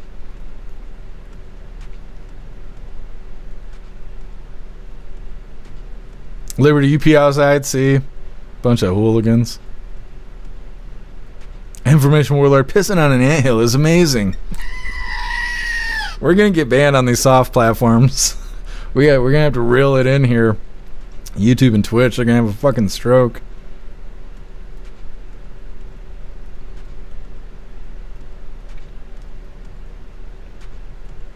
Breck Frank, I call it going bush. Is that what it is? I didn't realize. I did not realize. Cass, especially when I'm out on a boat, etc. or camping, happens a lot. Yeah, especially if you start drinking beer. Liberty, I peed on my foot more times than I care to admit. I'm telling you, that's how it is around here. A lot of people are like that. Be out at a campfire and they come back to the fire and they're like, pissed all over my flip-flops. Like, try harder. Like, what are you talking about?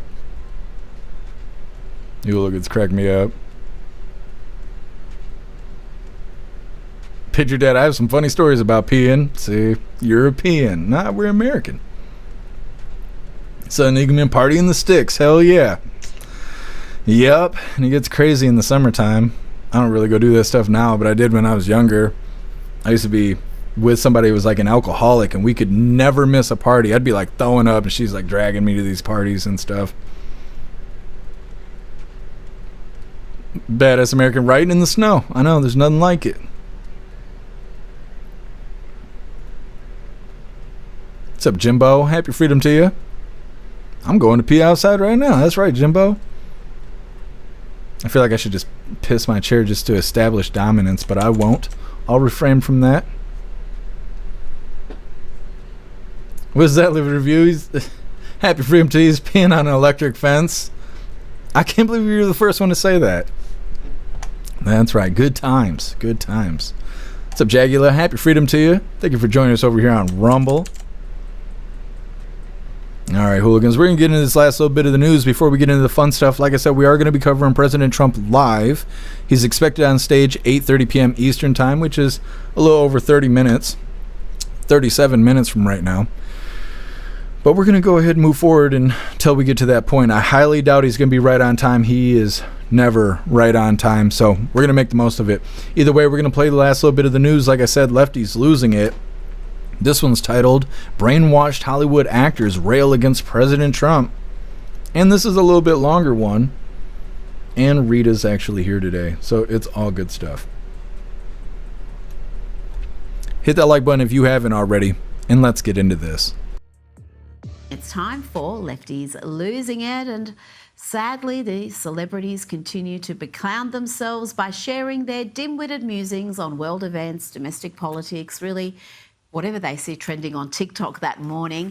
You know, I miss the days when we could put actors on a pedestal and delude ourselves into thinking they're really interesting and clever people. These days, they're all too eager to lecture the masses, and things go wrong when they go off script, when they start forming sentences not written by teams of professional writers. Then you get idiotic gibberish like this from Jason Bateman. Do you think Trump would have gotten the same number of votes if the people who voted for him had access to or the curiosity to seek out and find the truth? Because they're not getting the truth over on Fox. Oh, the sweet irony. A clearly clueless, brainwashed Hollywood clown bemoaning other people being misinformed. And fancy saying that to MSNBC's Nicole Wallace, among the worst of the activists in the mainstream media. Let's not forget Wallace and the rest of MSNBC for 4 years relentlessly pushed the Russian collusion hoax, the fine people hoax, the suckers and losers hoax. They even fell for the Jussie Smollett hoax. They fell for that one hard.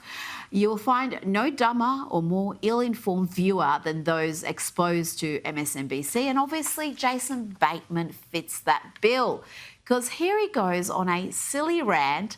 Sounds like he wants to bring back Hillary Clinton's deplorable moment and attack more than half of America. At what point, if ever, do you think the story would change from reporting on the outrageousness of Trump and his actions, his decisions, his words, and instead move to the people that have voted for him twice? And I know that goes back to the whole story of deplorables, and like as soon as that happened, everyone just backed off and don't ever talk bad about, you know, America and the 80 million.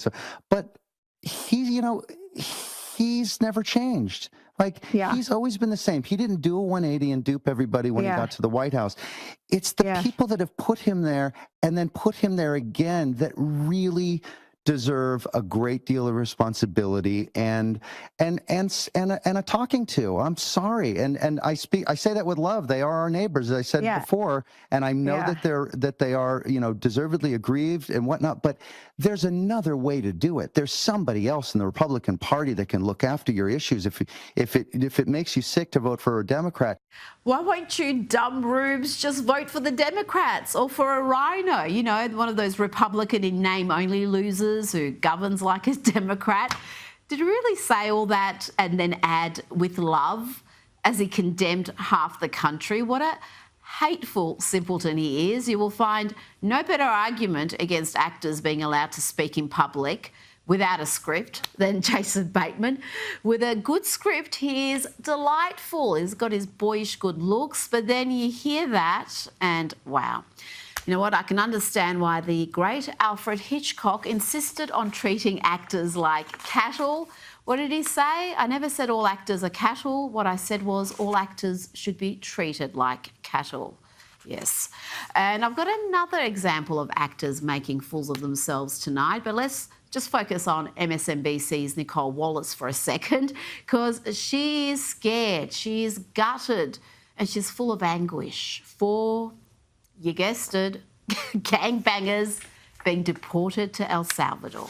I wish I could stop thinking about these guys being scared in El Salvador. And then I was somewhere. I was in Westchester. It's usually a baseball trip that has me. I don't know what I was doing, but we stopped to get something to eat, and I saw the paid ads that Homeland Security was doing in front of the deportees who were now prisoners at CCOT, and I was gutted. And I think I'm sometimes scared by how much anguish I feel over how they're treating human beings.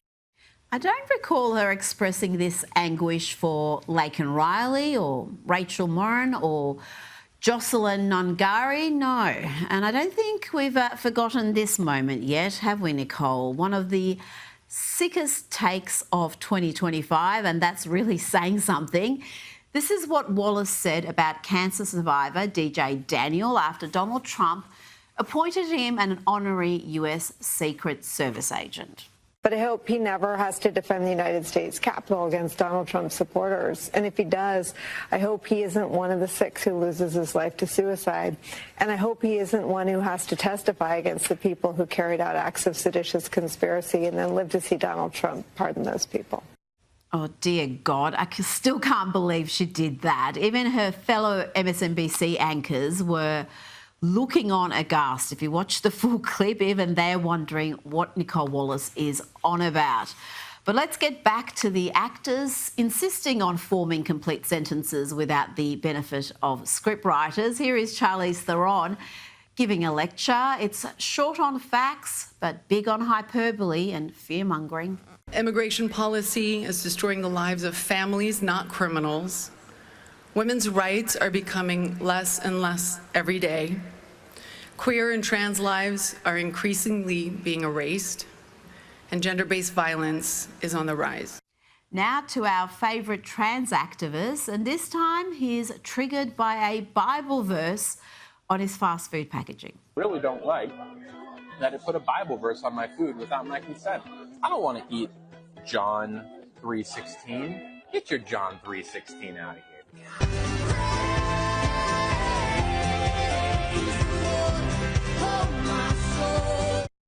Here's an idea, don't eat there, but that's an activist, the content creator who calls himself Lily Tino, and he goes around exposing waiters who misgender him. He even did it at a Disney eatery. The bottom is from Thailand. Coconut bread from Thailand. Yes, sir. Cool. Ma'am. No, ma'am, no, sorry, my bad. And the middle one is from India. Makes me want to immediately leave. Because I no longer feel safe here. It's oh, my guard now has to be up. I'm not gonna enjoy this bread as much because my guard is up. We should be able to go places and not have to worry. I don't think I really want this bread tower, actually. I think I'd rather have the check, if that's yes, okay. Yeah. I think that's the training. We're supposed to say friend or just not use gendered language. It's a pretty big thing that Disney has done. Nothing was wrong with bread. I just don't want it anymore. Just because they apologize doesn't mean she doesn't feel sad or offended. Yeah. Exactly, right? If you've accidentally ever hurt someone and say, I'm so sorry, it was an accident, do you expect them to be oh, it was an accident? Of course, no problem whatsoever. All of that hurt is now undone. That's not how it works. Are you kidding me? All that because he was called Sir once from what we saw. He wants wait staff everywhere to change how they serve people to fit in with his lifestyle. And I wonder if he apologised to the women he photographed in a women's bathroom at Disney. He got quite the backlash for that one. So he's now doing what he does best, playing the victim and taking a break from content creation. We will miss his input on this segment. Now let's have a look at a politician doing it right, exposing the utter ugliness, hypocrisy and, yes, lunacy of the left. Here is Republican Brandon Gill, and he's questioning Diane Yentl here, the president of the National Council of Nonprofits. Are you a racist? I'm not a racist. You're not a racist. Particularly interesting because according to one of your affiliate charities under your nonprofit umbrella, denial of racism constitutes covert white supremacy. Are you a covert white supremacist? Sir, I'm here to talk about the essential work that nonprofits Are you a do. covert white supremacist? Can I talk about the work that nonprofits do in No, your I'm district? asking you if you're a covert white supremacist, which according to one of your own organizations, again, denial of racism constitutes covert white supremacy. Would you like to answer the question? I don't know what the question is. Just incredible stuff. Damn them with their own words. These people can't even play by their own stupid rules. And watch as this leftist continues to flounder, refusing to answer the simple question, are you a covert white supremacist? So you refuse to answer whether you are a covert white supremacist? I am here to talk about the essential work that nonprofits do. If you'd like to ask me a question, I am utterly about dumbfounded. nonprofits You are on in your record right now, and you will district not or say throughout that the you are not a country. covert white supremacist? I don't have a definition in front of me. I haven't looked at the definition. I'm not going to answer a question about my personal views. I'm here to talk about the work of nonprofit organizations. I want to give you one more chance to do this. Are you a covert white supremacist? Why are we so off track from the topic? I'm asking you a very straightforward question. I've heard your question. Thank you, sir. And you're not going to answer whether you are a covert white supremacist. I would like to answer questions about the work of nonprofit this is organizations. Thank you. That is really, really astounding. I can answer very directly that I am not a covert white supremacist, and I imagine all of my colleagues can as well. Joining me now is documentary filmmaker and journalist Ami Horror. Okay, are you hooligans covert white supremacists? It's fucking stupid. These Dems are so stupid. Either way, that is the last little bit of the news. Hi for you hooligans. We're going to go ahead and get into the fun stuff here. About 25 minutes until President Trump is expected on stage. We'll go ahead and move forward and see how things go.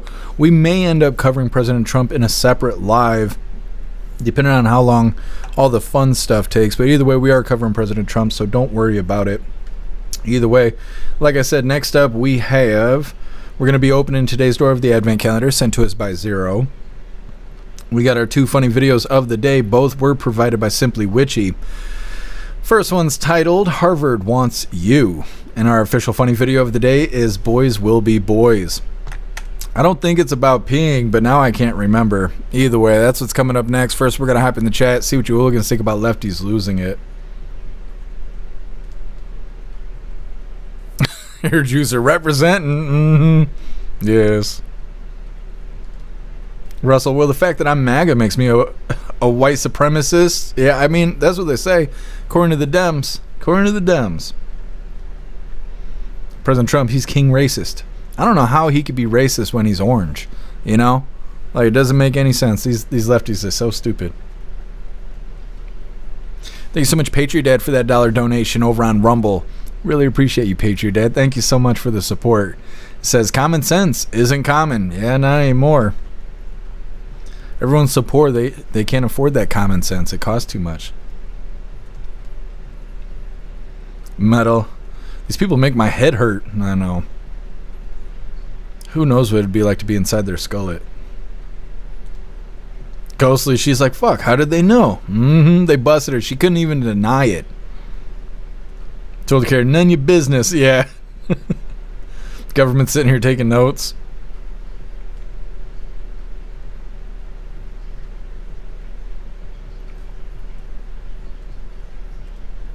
Done. I'm too loud to be covert or anything. Ain't nothing wrong with that. Kung Fu, happy freedom to you. I've not read up on the definition. I don't know. Yep. What's a woman? Free the Texan. Who's being covert? I'm out in the open. These people are soft and scared. Pumpkin, just say no, dope. She couldn't do it. She was a deer in headlights. Bambi Al-Qaeda, right there. Hey, thank you for being with us, Cass. Enjoy the rest of your night. Will you stop? Riot Cat. Free the Texan. She's a Nazi. She was trying to hide it. She was trying to be covert. It wasn't working. What's up, Sergeant Tripod? Happy freedom to you.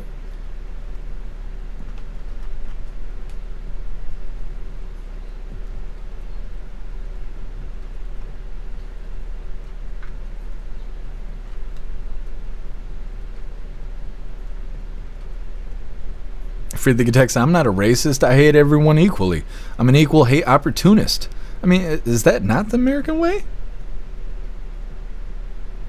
Lived review, good point. The definition could be whatever it identifies as. Yeah. Should have asked her for the definition since she's the one that wrote it. What's up, Frank? Happy freedom.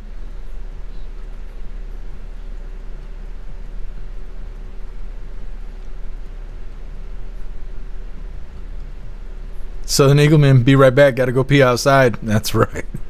That's right.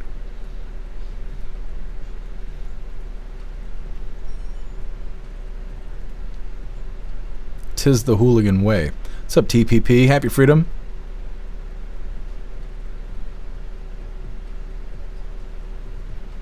What's up, Spirit Matter? Happy freedom to you. I don't know. Klaus is a good boy. Now I got his hair stuck all over me. Worst part about owning a Klaus or a Wookiee. Either way.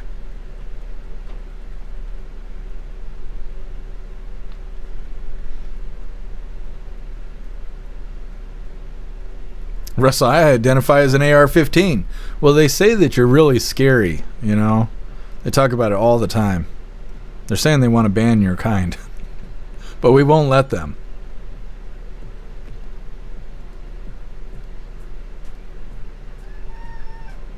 Yeah? You better chill out. We're going to deport you. We'll send you to Ohio where they eat cat tacos. Either way, we're going to go ahead and get into the fun stuff. Like I said, we're going to open today's door of the Advent calendar sent to us by Zero. We got our 2 funny videos of the day. But before we get into this, I want to remind you, hooligans, if you'd like to support the live to keep us running, you're welcome to use the links in the description in order to send donations. You can do that by using PayPal, Cash App, Stripe, Zelle, Venmo, Locals, Buy Me a Coffee, or you can even send crypto. Let's see what we get today. I don't think Zero's here. Zero had to go bowling. She's going to have to watch a replay. Whoa. Today is day 20. Day 20, getting through the Advent calendar here. Watch out, buddy. I want to run you over. Let's see what we get today. Klaus is getting rambunctious.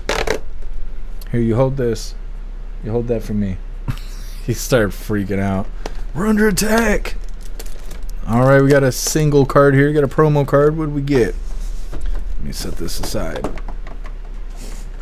Today we got Vanillux, I think it is. Either way, foil here. It's already pre-wrapped, so I don't have to worry about sleeving it.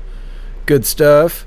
You guys can kind of see it's foil. Either way, thank you so much, Zero. I really appreciate it. All right, let's get into these funny videos here, and then we'll pull up the Trump rally. We'll see how things are going.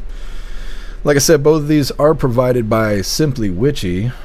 Come on, do the thing. Do the thing. There we go. Now, I don't remember what these videos are about at this point. Either way, first one up. This is titled, Harvard Wants You. Ever wish your child was a full-blown liberal idiot, desperate to turn them into a Jew-hating extremist who'd rather burn a flag than think for themselves? Well, Harvard University has the answer. For the low, low price of $500,000, we'll transform your kid into the kind of zealot who sets bags of shit on fire in the street, screaming about whatever CNN's whining about today. Our elite program guarantees they'll swap reason for rage and facts for feelings, faster than you can say protest permit. But wait, there's more. Our tuition doesn't cover the essentials. Blue hair dye, nose piercings, and a weak, flaccid body are sold separately. And don't forget parents, you'll be footing the bill for these. Plus financially supporting your adult child for the rest of their life because they'll never become productive members of society. Why work when you can protest? Results not guaranteed. Side effects include chronic virtue signaling, allergic reactions to logic, and an obsession with trending hashtags. Harvard University is not liable for arrests, property damage, or your kid's newfound hatred of you. Consult your bank account before enrolling.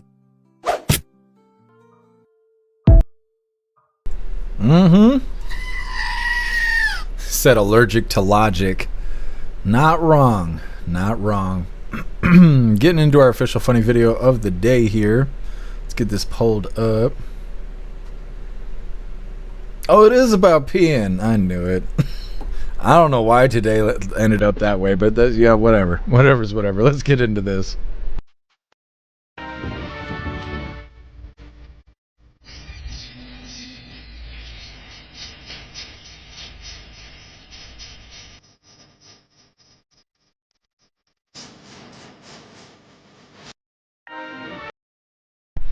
Yes. All right, hooligans, that is all the coffee I had for you guys today. Let's pull up this Trump rally really quick and see how things are going. President Trump is not usually early, let alone being on time. He's expected on stage in about 15-20 minutes or so. But that is all the coffee I had for you guys today. So I think what's going to happen is we're going to wrap this up and we'll go live as soon as President Trump walks on stage. I think that's what's going to happen. Let's listen to this woman really quick and we'll move forward.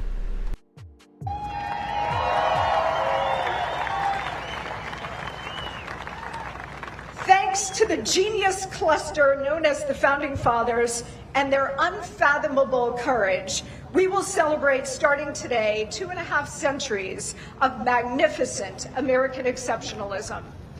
America is a great country, of course. It is also a good country because of the spirit of the American people. One nation truly under God, a beacon of hope, a citadel of liberty, a light in the darkness. This is why we're all here today. This is why we fight. Or to quote a great man, this is why we fight, fight, fight.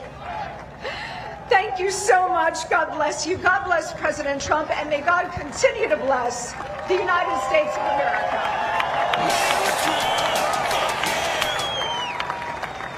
Thank you. All right, so like I said, about 15 minutes from now, President Trump is expected on stage. So I think we're going to run a separate live for that. Might as well, right? What's it going to hurt? Either way, we're going to read through the chat really quick. We are going to do the Pledge of Allegiance, and we're going to raid out, I think. I mean, President Trump is expected on stage in 15 minutes, but he's not usually on time. So I think we're going to go ahead and wrap this up.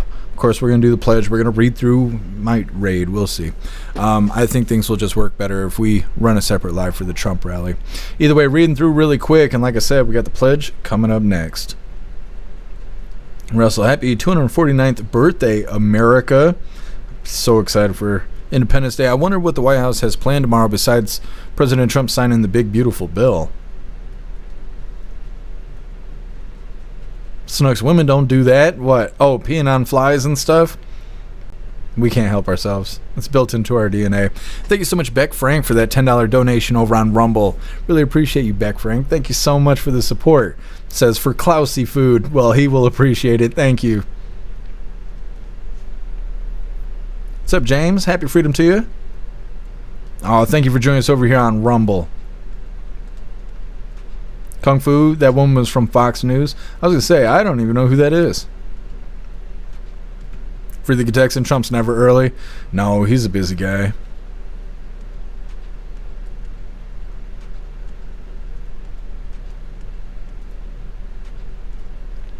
Free the Texan. I eat kitty. Yep. As much as I can. It's good for you.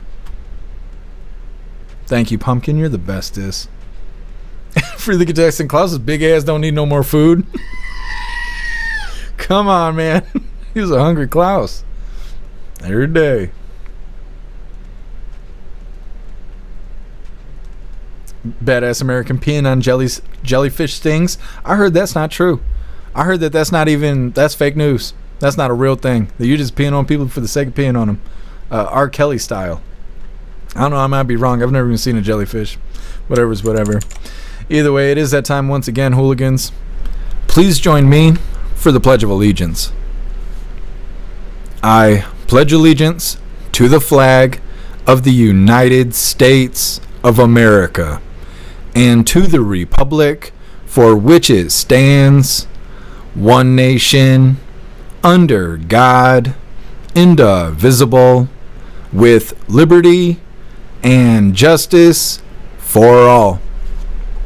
All right, we did the thing. Let's get these beats rolling. Let's figure out who we're going to raid really quick. Also, I want to remind you, hooligans over here on Rumble, somewhere on your account, you were able to opt out of automatic raids. Now, I haven't found it yet. I'm going to try and remember to look for it today so I can give you better instructions tomorrow. But either way, if you don't like being automatically sent to the channel that we're raiding, you can change those settings in your account settings somewhere. Like I said, I'm going to try and figure out where that is so I can tell you exactly where that is tomorrow. But either way, we are going to be raiding really quick. Kicks, it is easy to find. Thank you for letting me know. I know a couple hooligans have already changed it up. Let's see who we're going to raid really quick. We could raid Mrs. Ma'am. What do you guys think? You want to raid Mrs. Ma'am or you want to raid Toasty? Drop a 1 for Mrs. Ma'am, drop a 2 for Toasty. Jagula, piss on my feet every time I shower. I should have brought that up. I found out that you guys be peeing in the shower and stuff. I don't do that. I don't know why you guys do that. You guys got weird fetishes. I don't get it. What's up, Storm and Norman? Happy freedom to you. Oh, I just clicked the wrong button. Go back. There we go. Starting to look like we're going to raid Mrs. Ma'am. You guys all peeing in the shower and stuff.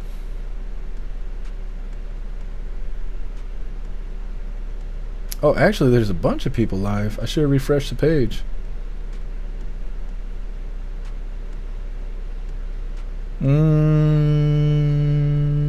What's Cat Dog doing?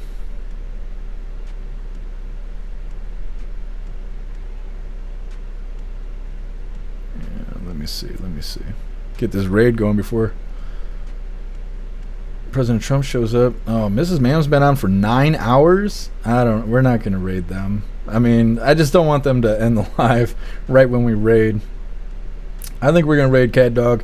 He's all dressed up, God of War style. Why not, right? He's a badass. Anyways, let's get this raid rolling. Look at him, all dressed up there. Now, before I send you guys off, do not forget, we are covering the Trump rally. We're just trying to help out other creators over here on Rumble. Let's get this raid going. Confirm raid. All right, let's do the thing. Somewhere, imprisoned in a mine. Shit! Oh shit! The hooligans are here! W's in the chat! With the Jeff Mac raid! W's in the fucking chat! What the fuck is up, y'all? We're going in tonight! We going in! Holy shit! I appreciate you coming out. Ghostly, what's up, Kung Fu? Beck, what's up? Hooligans in the house, baby. What's up, KK? Bro, we got Rogue D. Fucking Sage Dog, bro. Rappy. Dude, I appreciate you guys coming out, man. Thank you guys for dropping in and spreading the love tonight. We're not fucking playing. W's, Bubba. Hell yeah. What's up, what's up? We're playing the fucking final God of War game. I've played the whole series over here. Jeff Max rated me a little bit earlier in the series that I've been playing. What's up, Green? What's up, Jag? What's up, High Plains? My feed, what's up? Hope you guys are all having a great Friday's Eve, man. We're playing the fucking we're playing the 5th and final main God of War game. This is the last one of the series. We've been doing all of it. We've been playing the whole series, and we finished every game but this game. I appreciate the follow, man. What's up, Patriot Dad? Take it easy, man. Thanks for coming out from the raid. I really appreciate you, man. Hardcore, what's up, James? Stormin? Boosted Flame, what's up, guys? Dude, we're going to war with the sky tomorrow. Tomorrow's the 4th of July. Hope you guys all have a great, happy 4th of July. Thank you guys all for coming out and smashing the like and spreading the love, man. What's up, Two-Eyed? Appreciate you, man. Dude, this game is very story-heavy, and there's a lot of, like, cutscenes and stuff like that. But when it gets action-packed, it gets fucking action-packed. What's up, Baseball? I appreciate you guys, man. Thank you guys all so much for coming out and smashing the like and spreading the love. What's up, Leslie? Hope you guys are all having a good-ass motherfucking night, man. We're going to be here for a while tonight playing this. And I really appreciate you guys coming out, man. So thanks again, Jeff Mack with the raid. Thanks again, Hooligans, for coming out. We're not fucking playing around, man. Happy 4th to you guys, man. I really appreciate you guys, bro. Smash the like. I appreciate you guys, man. W's in the chat again for the crazy raid, bro. Jeff Mack coming through with the extra love tonight. I appreciate you, bro. I appreciate you. We're about to continue this. Cat Dog is awesome. So awesome. Going all out. Got the whole outfit on and all that. So badass. All right, Hooligans, we're going to wrap this up. I'm going to get this next live ready because President Trump is expected on stage in about 8 minutes. Very rarely is he right on time, but I'm going to try and make sure that I'm on time just in case he is, and he tricks us and he shows up right on time. We're going to be right there with him. Like I tell you guys, we don't start the live until he gets on stage. So at 8:30, if we ain't live, that's only because he's not on stage yet. We're going to read through really quick, and we're wrapping this up. Russell, he's funny. He is. Cat Dog's hilarious. My feed, he's on. What are you talking about? Trump is not on. Don't say that. We were literally just staring at the screen. What the shit? He came out early, and we just rated out the damn live. Oh well, whatever's whatever. Is it really? It is. Okay, I guess we're gonna just continue on. Whatever's whatever. Let's do it. Thank you. 18 months ago, the people of Iowa braved sub-zero temperatures. You remember that night? Oh, that was cold. It was cold, but we were warm inside because we won by a landslide to turn out the first in the nation caucuses, and you delivered 98 out of 99 counties. What the hell county didn't? What's the name of that county? Let's get them out of here. 98 out of 99, that's not bad, Susie, I guess, right? We'll take that.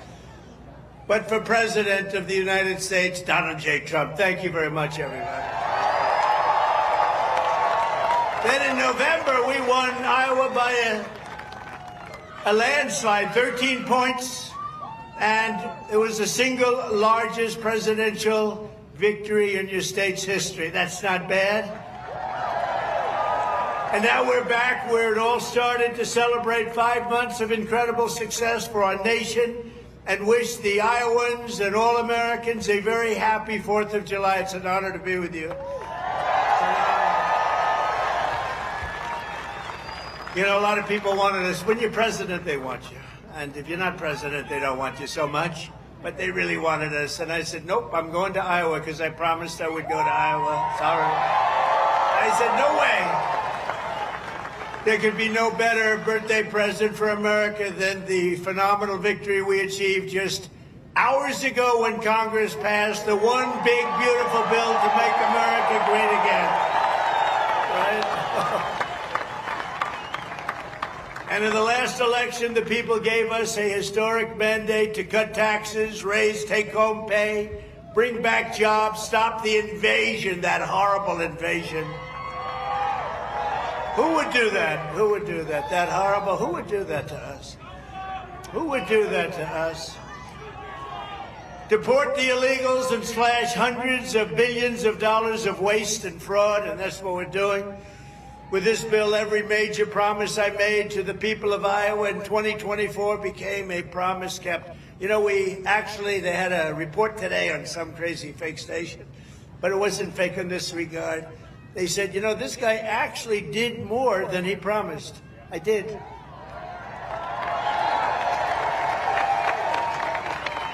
And I have another hat back there. It says, Donald Trump was right about everything. And I said,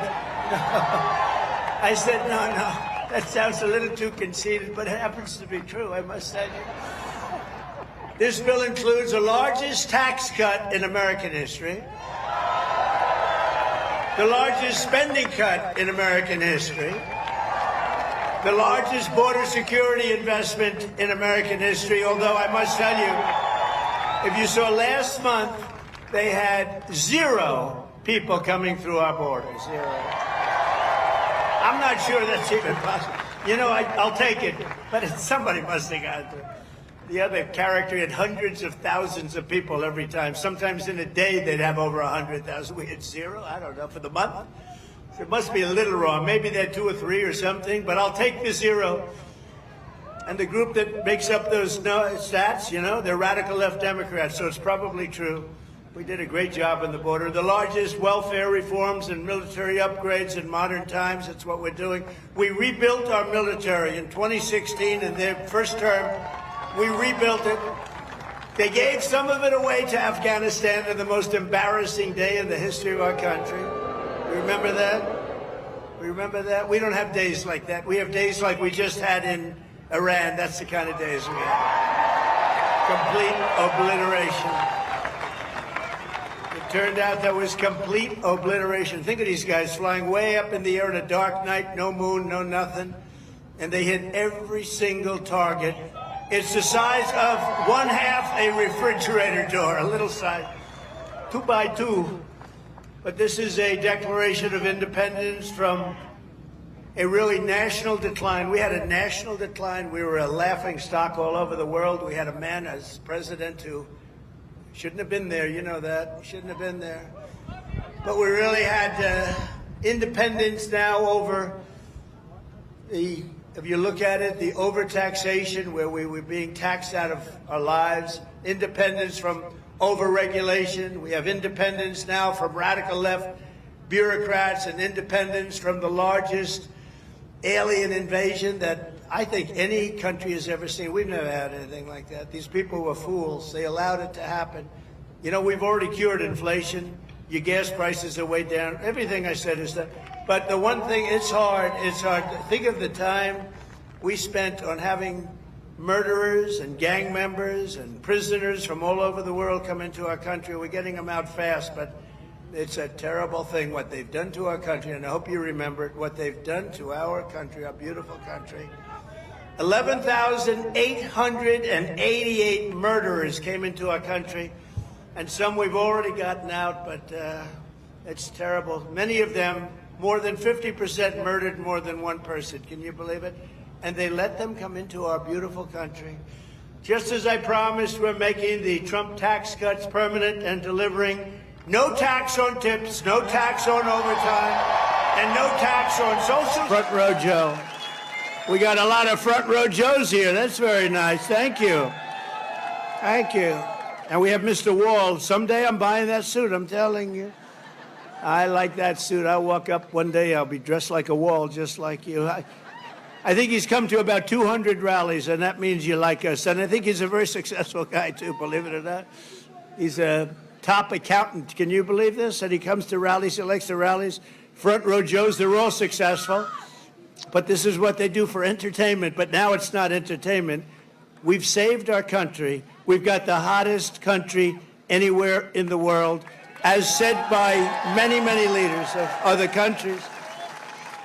And we will ignite trillions of dollars in economic growth, increase take-home pay for the typical family by more than $10,000 a year.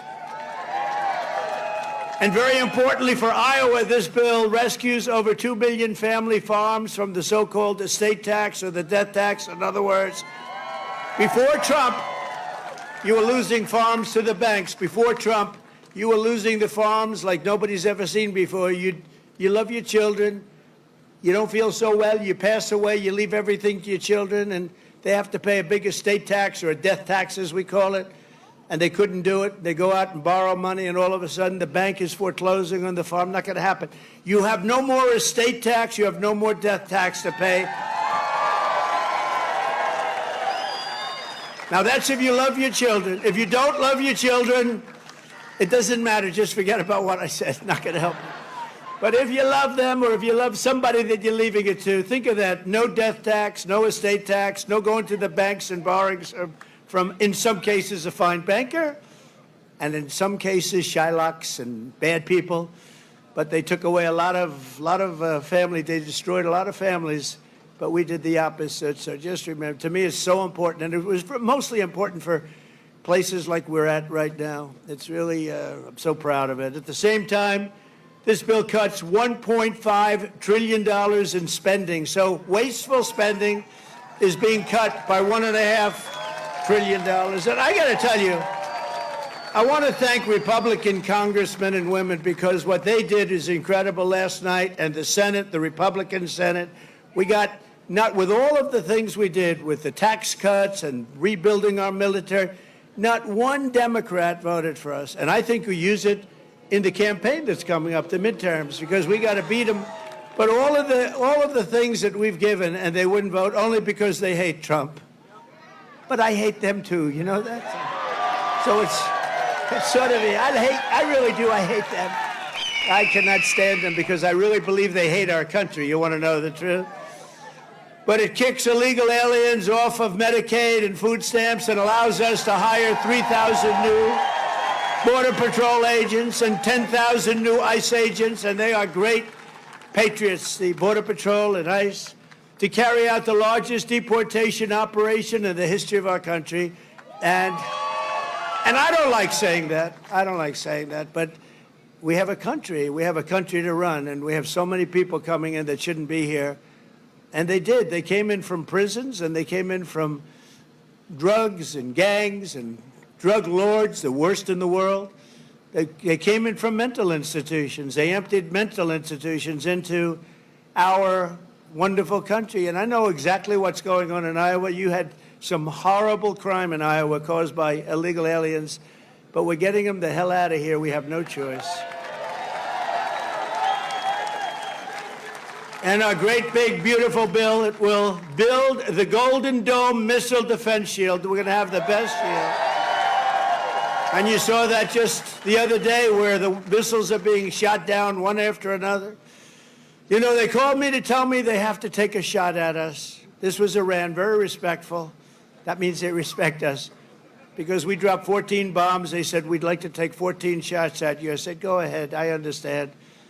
They said, where they'd do it. I said, good. We emptied out the fort. It was a beautiful military base in Qatar who treated us really fantastically well. And they said, sir, 1 o'clock, okay? I said, it was fine. We could make it later. And we had nobody but 4 gunners. We had 4, they call them gunners, and they shoot the Patriots. They shoot the missiles up. It's hard to believe. So all of a sudden, they said, we're ready. And they were a little nervous about doing it, I want to tell you. Can you imagine? They were nice enough. This is Iran, to call me and tell me that they would like to shoot me at 14 times. So they want to shoot us, and I said, go ahead, and they shot 14 high-grade, very fast missiles. Every single one of them was shot down routinely by these 4 unbelievable gunmen. And they did their job, and that was the end of that. But the big thing was the attack on their nuclear facilities, what those people did. And you know, they're going to be in Washington tomorrow at the White House. We're going to be celebrating. We took not only the pilots, but the people that flew the other planes, but also the mechanics that had these planes going for 37 hours without a stop. You know, we had 50, it was so far away, we had 52 tankers. Think of that, 52 that's loaded up with oil. I wouldn't want to fly one of those suckers over Iran. I say, what happens if they're shot at? Well, sir, that's a tough situation. It's not a pretty sight, but they were unbelievable. 52 tankers to load them up. They followed the planes in, and they never had to stop for fuel. They went 37 hours, actually. And how incredible. What equipment, what equipment. And, you know, China, Russia, they were all watching. Everybody was watching. We have the greatest equipment anywhere in the world. We have the greatest people anywhere in the world. And we have the strongest military anywhere in the world. But we're going to fully modernize our air traffic control system and expand school choice and really so much more. By the way, the air traffic control, you probably don't have that problem here. You know, you have planes land like they... But in some congested areas, you saw what happened with the helicopter and the plane and a lot of other things. If we had great equipment, and we should have had, it was all set up to go, and then Biden canceled the order when he came in. But he canceled a lot of orders because he didn't know what the hell he was doing. There's a case would have never happened. Bells would have gone off, whistles would have gone off, everything would have gone off. It would have never happened.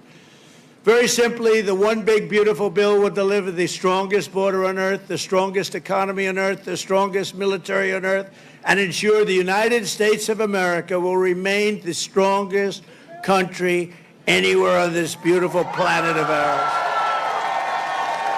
165 days into the Trump administration, America is on a winning streak like, frankly, nobody's ever seen before in the history of the presidency. I said, they said, you know, sir, you're going to go down as one of the greatest presidents ever. I said, really? No, I said, really? I said, better than Washington? They said, yes, sir. I said, better than Honest Abe Lincoln? They said, yes, sir. I said, I like this guy that said that. That's a smart guy. He's up for a big promotion right now. But just a few months ago, our country was cold as ice. We were laughed at all over the world. We were laughed at. Think of it, a year ago, we were laughed at. We were a bunch of clowns. They were laughing at our president. They were laughing at everything having to do with our country. I was in Saudi Arabia. I was in Qatar. I was in UAE. Great leaders, strong, powerful, very rich leaders too, by the way. But great leaders, very smart people. And they said to me, the king of Saudi Arabia, but the three said the same thing essentially. They said, you know, a year ago, we thought your country was finished. We thought it was dead. Dead. Horrible word. Dead. And they were right. The country was close to death. And he said, and you know what? You've been in there. At that time, it was 4.5 months. It was a couple of months ago. He said, right now, you're in the hottest country anywhere in the world. There's no country in the world. You talked about all over the world. You got the hottest, smartest, sharpest country. And by the way, look at our stock market. We're taking in hundreds of billions of dollars on tariffs with no inflation. And today we just set another record, the highest stock market in history. No inflation. And one of the great economists from the Wharton School of Finance, where I happened to go, he apologized. He says, you know, I think Trump outsmarted us all. And yesterday with the poll, And out of 77 economists, I came in second. I want to find the guy that came in first. There's somebody came in first. Can you believe it? But we said what was going to happen, and it's happening. And I'll tell you what, we had the greatest economy in the history of my first term. This is going to blow it away. You watch. This is going to blow it away. For the first time in years, this 4th of July, the economy is roaring, incomes are soaring, wages are up, prices are down. Gasoline, you see what's going on with gasoline? It's way down. See what's going on with eggs? Eggs are way down, eggs. Remember I came in my first week, the fake news, those guys right there, look at all of them. Wow, that's a... Wow. No, a lot of fake. No, but we like them. It just shows you, when you can get every story, 100% of the stories, no matter what you do that's good, they make it as bad as possible, and then you win in a landslide. There's something wrong. But the fake news hit me with eggs. Remember, first week, 4 days, eggs are through the roof. I said, I just got here. What's going on with eggs? Tell me. I didn't hear about it. They're up 5 times higher than they should be. They were going through the roof, but they were blaming me. I said, I just got here. And within 2 months, our great Secretary of Agriculture, who I think is with us tonight, Brooke, where's Brooke? Oh, look at you. Look, she is here. She flew all the way from, she comes from Texas, but I think she likes Iowa maybe even better. Look at her. You did a good job with groceries and with eggs. We'll tell you, it's true. They said, we have them this time, finally. It took an egg to get me, but that didn't happen either. Now they're down to a normal price, and people are ordering like crazy. But inflation is dead. 401ks and retirement accounts just hit an all-time record high. Did I hear what I think I heard? But we've achieved the lowest level of illegal border crossings in U.S. history, 0 illegals. Think of it, we had 0. And as I said, and I'll say it again, I love it because I have never seen any country suffer. No country has ever. There's never, don't worry, it's only fireworks, I hope. Famous last words. My famous last words, Trump said, don't worry, it's only fireworks. And you always have to think positive. I didn't like that sound either. You know? But last month, American-born workers gained 830,000 new jobs, a record. That's American-born. While the illegal aliens lost 340,000. And we don't want bad for them, but look, we have a country to run, and we want to have them come in, and we want to have them help our farmers. You know, you probably saw I got myself into a little trouble because I said, I don't want to take people away from the farmers. And we're going to do something I think that's going to be good because we want all the criminals out. Everybody agrees that we're finding the criminals, the murderers, the drug dealers. We're getting them the hell out of here. But the farmers, some of the farmers, many of you sitting right here, I have 4 friends right in the 5th row.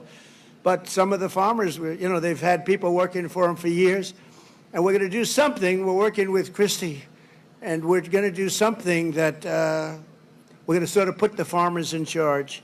And if somebody, if a farmer's been with one of these people that work so hard, they bend over all day. We don't have too many people can do that, but they work very hard and they know them very well. And some of the farmers are literally, you know, they cry when they see this happen.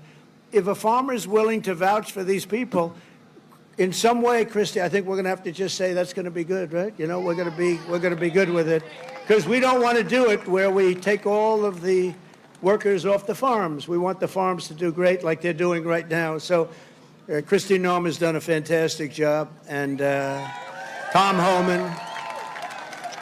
And we're working on legislation right now. Susie, right?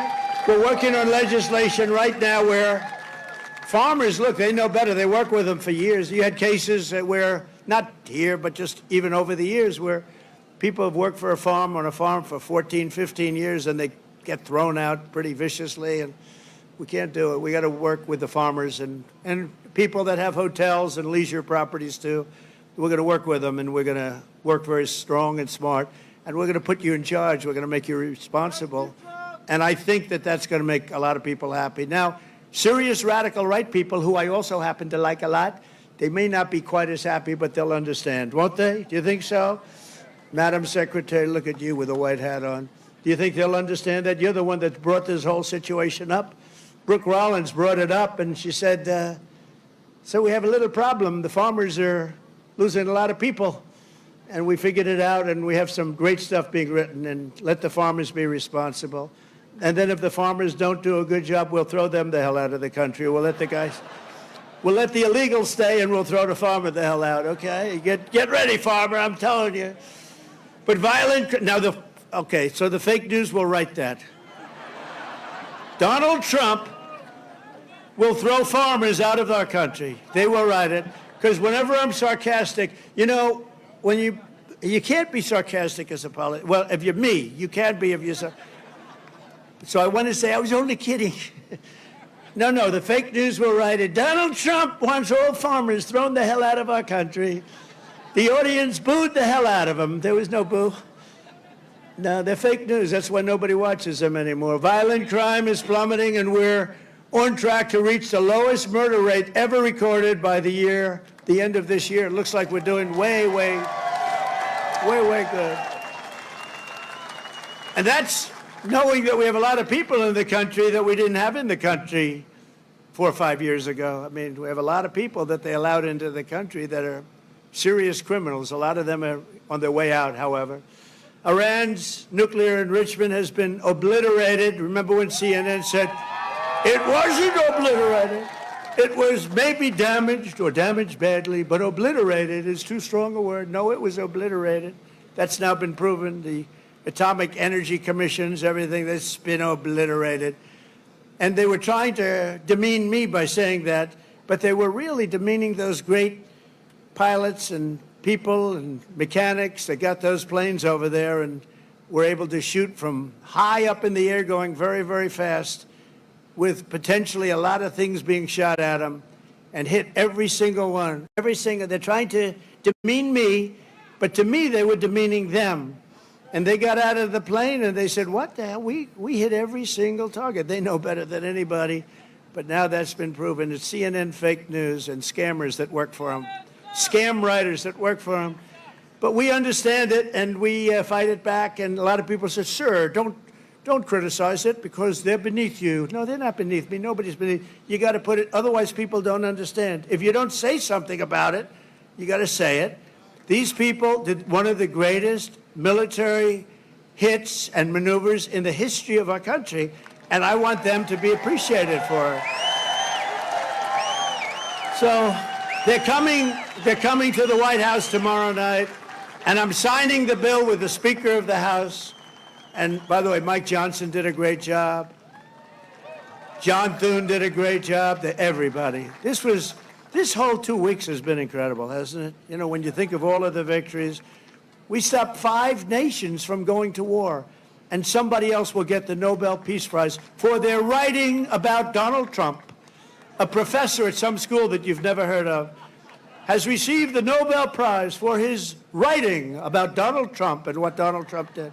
I'll say, what about me? I don't get it, but that's one of those things. But think of it, we stopped India and Pakistan. We stopped Kosovo and Serbia. They've been fighting for a long time. And a lot of it was trade. I said, you're not going to trade with us if you're going to go to war. And India, Pakistan was big, very big for a different reason. I mean, they have little things called nuclear weapons. You would have had pretty soon a nuclear war. We stopped that. In Africa, you look at what was going on in the Congo with Rwanda. That war was going on for 30 years. 30 years, and we stopped it, and it was vicious. 6 million people killed, and it was a bad one. It was killed and killed badly. Machetes. A machete. You know what a machete is? You don't want to know. And we just did a really great job. And then, of course, you cap it off with the hit, the perfect hit in Iran, where they were talking awfully badly. You know, death to America, death to Israel. They were talking awfully badly, and they're not talking badly anymore, to be honest with you. And we might even meet with them and see if they want to meet.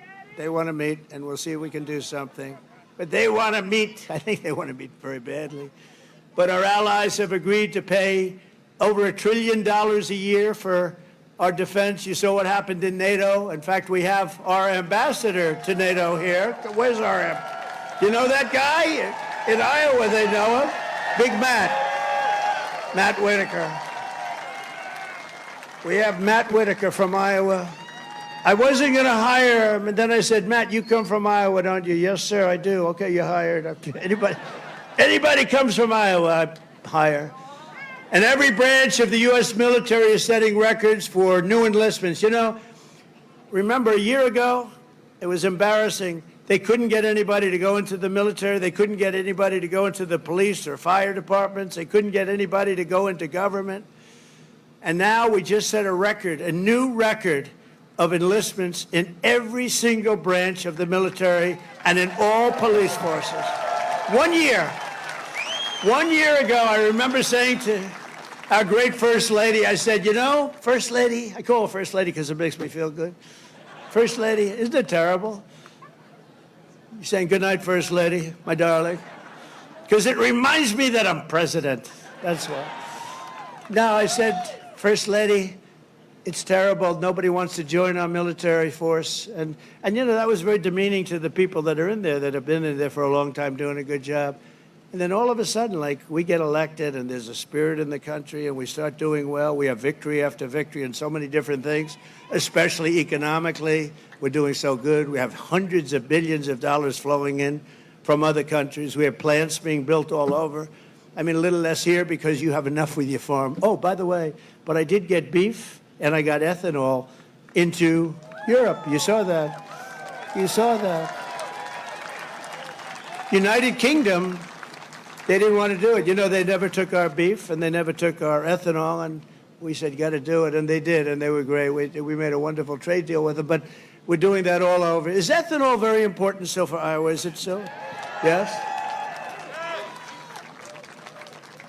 Anyway, so they're taking it in the United Kingdom, and beef, they never took it because they want to do their own. You know, they have a lot of farms and a lot of farmers, and they want to do their own, but they took it, and it's going to be great. You're going to do, I'll tell you what, the farmers here are going to do incredibly. Plus, we have tariffs on a lot of this stuff that was coming in and absolutely killing you, where they have different forms of vegetation coming in at prices that were very, very bad for you. And a lot of it comes in because they want to put you out of business, and then they want to raise the prices. And we're not letting that happen to the farmers and to Iowa, to Nebraska and Wisconsin and all these other places that have been so great. And in breaking news just yesterday, we reached a historic trade agreement with Vietnam to open their markets to American exports with zero tariffs. They get zero tariffs. And you're going to be giving them vast amounts of farm product, including beef, pork, poultry, dairy, and pure Iowa ethanol. You're going to be given all of those products. And the fact is, I could go on, but the fact is really strong, and it's stronger than it's ever been, and stronger than I've ever seen. The golden age of America is upon us. This is a golden age. This is such a beautiful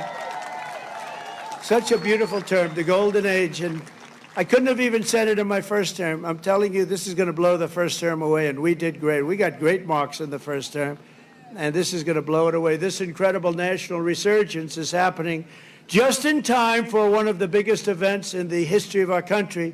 Exactly 1 year from tomorrow, we will celebrate the 250th anniversary of America's founding with a birthday party, the likes of which you have never seen before. 2 years ago, I came to Iowa and promised that the festivities would begin right here at the Iowa State Fairgrounds. And tonight, here I am, okay? Promise is kept. Promise is kept. It's an honor, too. It's an honor because you've been with me from the beginning. Thank you.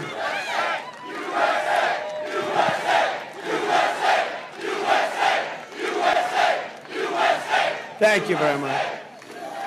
No, it is an honor. You've been with me from the beginning. It was without doubt. In fact, I had some moments when I said maybe they might not, fake stories were put out there like, I don't like corn. I don't like corn. I love corn. But they give you fake news. I said, do you think that's going to hurt me in Iowa? My numbers went up. No, I don't know. I can't figure you people out. This evening, we're officially launching America 250, an enormous year-long nationwide celebration of our heritage. It's really also a celebration of our flag, our great American flag, and our glorious American freedom. Did anybody see the beautiful flag I put up in front of the White House? Right? Everyone's liking it. Everyone's liking it. I actually put two up. I put one in the front and one in the back. I didn't want to go too crazy. I thought that would be enough. You know, they're big. They're about as big as you can get. We're proud of it. We will be announcing many more details in the weeks to come, but there are just some of the things that we have planned. And I have to say first, in honor of the wonderful tradition of fairgrounds like this one, this is a great fairground. As you know, I've been here before. We will be orchestrating what we're calling the Great American State Fair, and it will start right here in Iowa. Right? So we're starting it off in Iowa. Now we're starting it off at your great fairgrounds, and we're going to have a big crowd just like we do tonight. Thank you back there. Back so they could see better. But the Great American State Fair will bring America 250 programming to fairgrounds across the country, culminating in a giant patriotic festival next summer on the National Mall, featuring exhibits from all 50 states, and all 50 states are excited, and I was excited.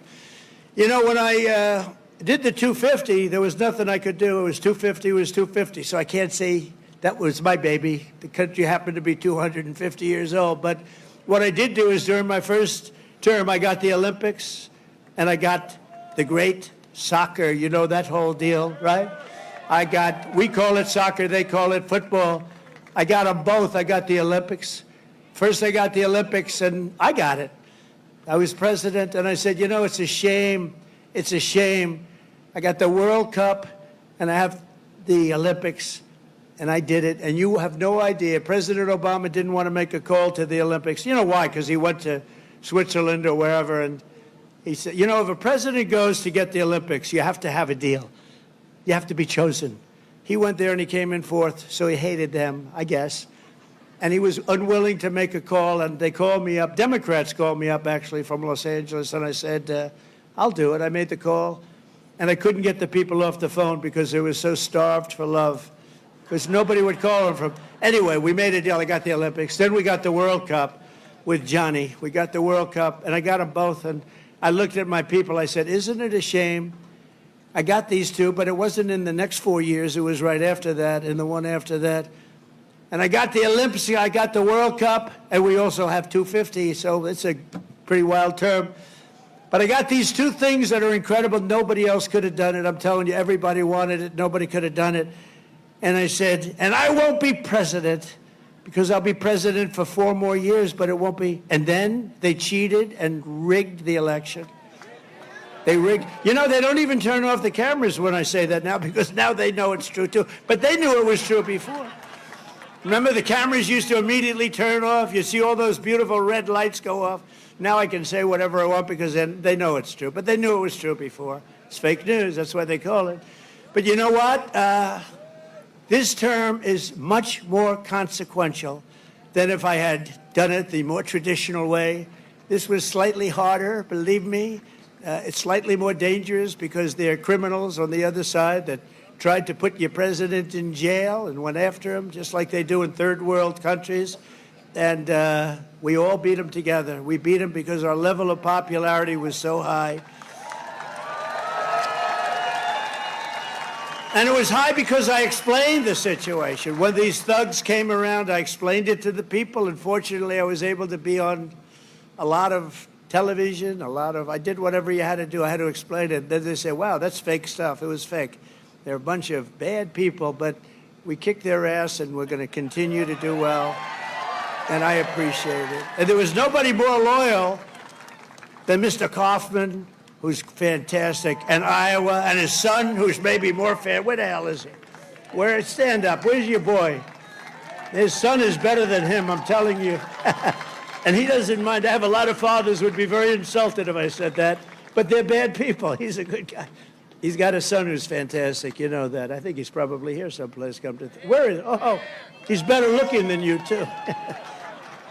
Good, thank you. Great job. Nobody more loyal than the people of Iowa during that period of time when we had to show our stuff. But we just celebrated the 250th anniversary of the Army at Fort Bragg. You know, they changed the name, and we changed it back to Fort Bragg. The people of North Carolina came up, they said, sir, we want to really have the name of Fort Bragg back. Everybody was saying that. They kept calling it Fort Bragg. I changed it back. You know, these radical left lunatics changed the name of Fort Bragg. So we won World War II. We won World War I.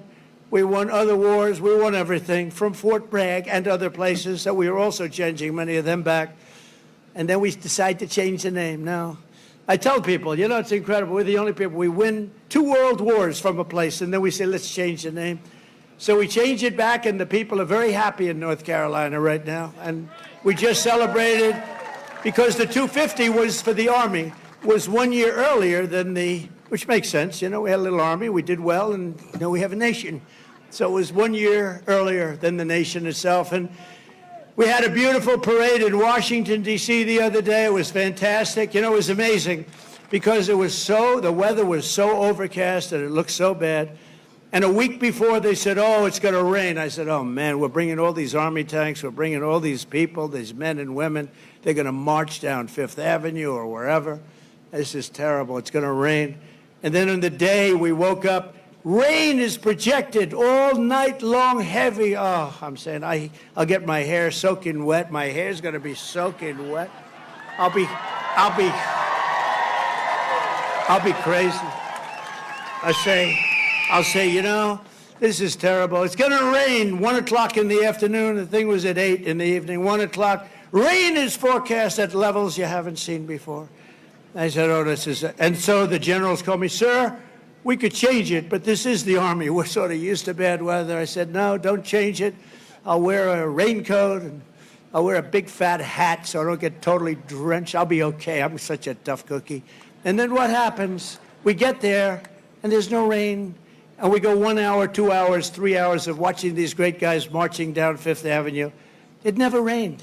And then I thought to myself, global warming, they're telling us what's going to happen in 250 years to our planet, but they can't tell us it's going to rain 3 hours before the event. In 250 years from now, the planet's going to burn up or freeze up. And you know, remember when they said, they called it global warming, then global cooling. They had all different things. Now they just changed it to climate change, because climate change you can't miss. How's it doing? Climate change every time. If it's cold, if it's hot, if it's rainy, if it's sunny, if it's too crazy, we have climate change. But think of it. They're telling you what's going to happen in 100 years. The oceans are going to rise 1/4 of an inch and everyone's going to be wiped out. No, you're going to have more oceanfront property if that happens. It's okay. Not the worst. And think of it, with all of the nuclear weapons.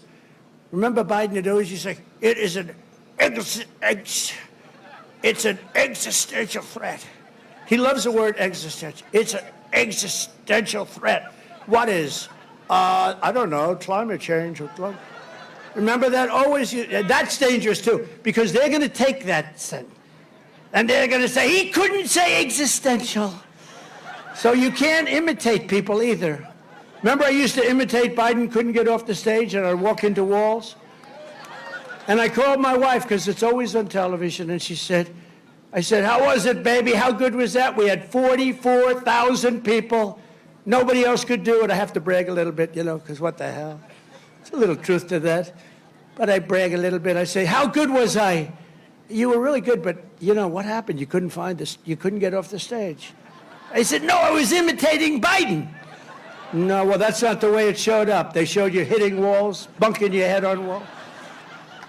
So even like the word existential, when I imitate him saying it, tonight it's going to be on CNN. He couldn't speak. He couldn't say the word. These are seriously sick people. But now, this fall, we're also going to be celebrating 250 birthdays of the United States Navy and the United States Marines. They're all good. And I'm a little prejudiced, and one of them is going to be really great. It's called Space Force, because that was my baby. Remember, they wanted to terminate it. First year of Biden's administration, they wanted to terminate Space Force, and the military wouldn't let them. And it's turned out to be one of the most important there is. I was very proud of that Space Force, and they're doing great. In addition, just as I promised 5 years ago tonight in my speech at Mount Rushmore, where a certain governor at that time, who's now our Homeland Security Chief, Kristi Noem, stand up, Kristi. Now I don't have to introduce you later.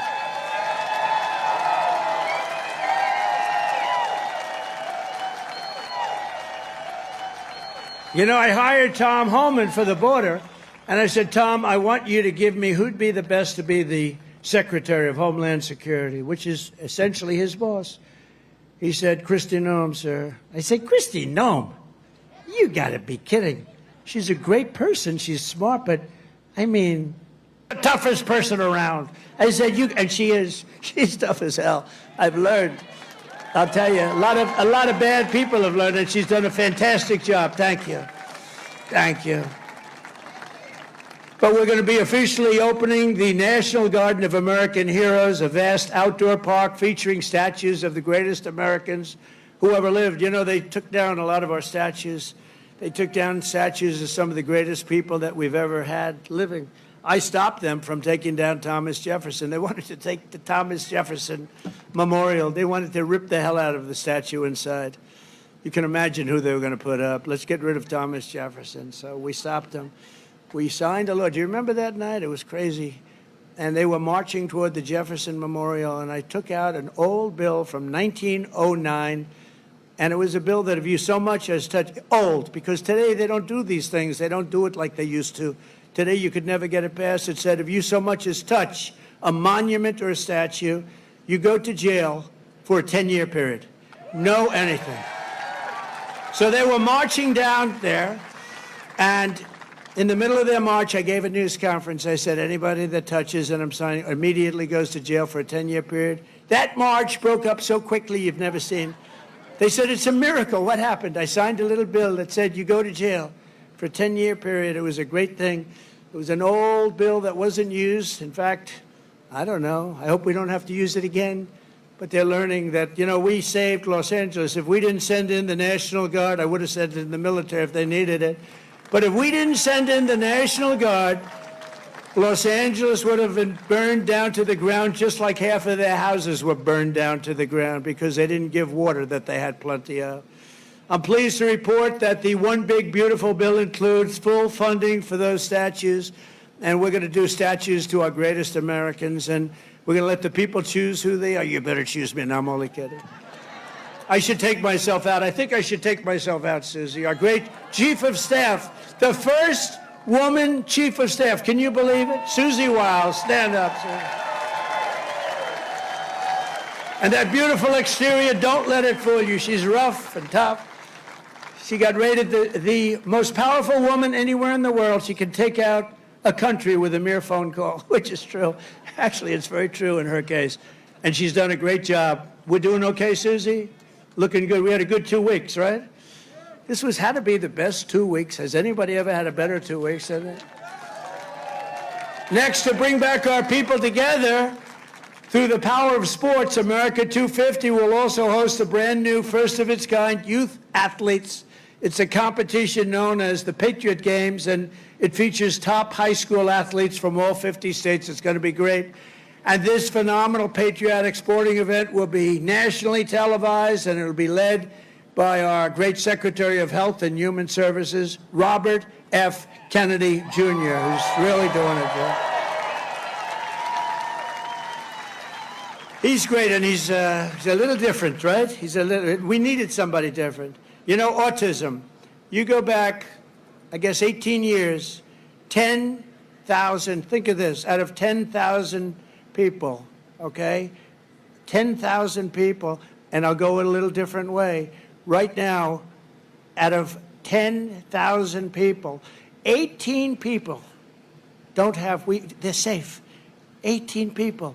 We have a statistic on autism that's the worst I've ever seen, and he's going to change it. He's going to change it. It used to be 20 years ago, you just didn't have it. And now it's numbers that are unbelievable, where The numbers are so bad, it's got to be artificially induced, and we're going to find out what it is and when. We're going to find it out as soon as possible. I mean, you think about it, the numbers have increased by 200-fold, and that's really something, and we're going to get to the bottom of it. That's a terrible situation. Likewise, under the leadership of Secretary Burgum, who's here right now, he was a great governor of North Carolina. Great governor of North Dakota. Where is he? Where is he? Mr. Secretary. And he's in charge of energy plus a lot of land. He's the biggest landlord, I guess, in the world. But he was a great governor of North Dakota, and he was very special in so many ways. He became an energy expert, and he came to me, and I said, I want you to be the head of energy. He said, no, we have one man that's better than me, and that was Chris, right? And put him in charge, and we merged the two, and he's got all the land with all the oil, and the other one has all the expertise to get the oil out of the land. And Chris is doing great, and you're doing great, Doug, and I appreciate it. And say hello to Catherine and everybody. You're doing a great job. We have a great cabinet. So every one of our national park, battlefields, and historic sites are going to have special events in honor of America 250. And I even think we're going to have a UFC fight. We're going to have, does anybody watch UFC, the Great Dana White? We're going to have a UFC fight. We're going to have a UFC fight. Think of this, on the grounds of the White House. We have a lot of land there. We're going to build a little, we're not, Dana's going to do it. Dana's great, one of a kind. We're going to have a UFC fight, championship fight, full fight, like 20, 25,000 people.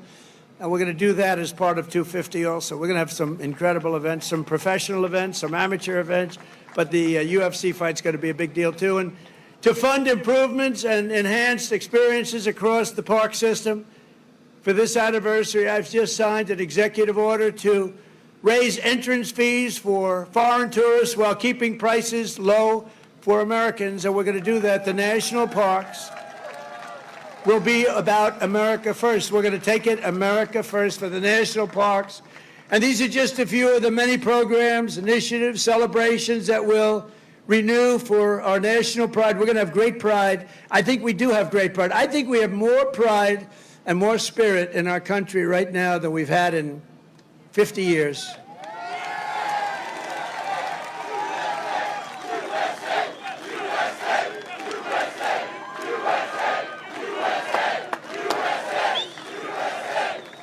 And together we're going to ensure that America's 250th anniversary is the single greatest year in the history of our country. We want to have a lot of great things. A lot of the things that Bobby and Health and Human Services are doing are going to come up during that period of time. And we're going to come up with a lot of tremendous things for health and safety. And economically, we're going to have the strongest country anywhere in the world. And the bill that we just got approved today was, think of that, all of those votes.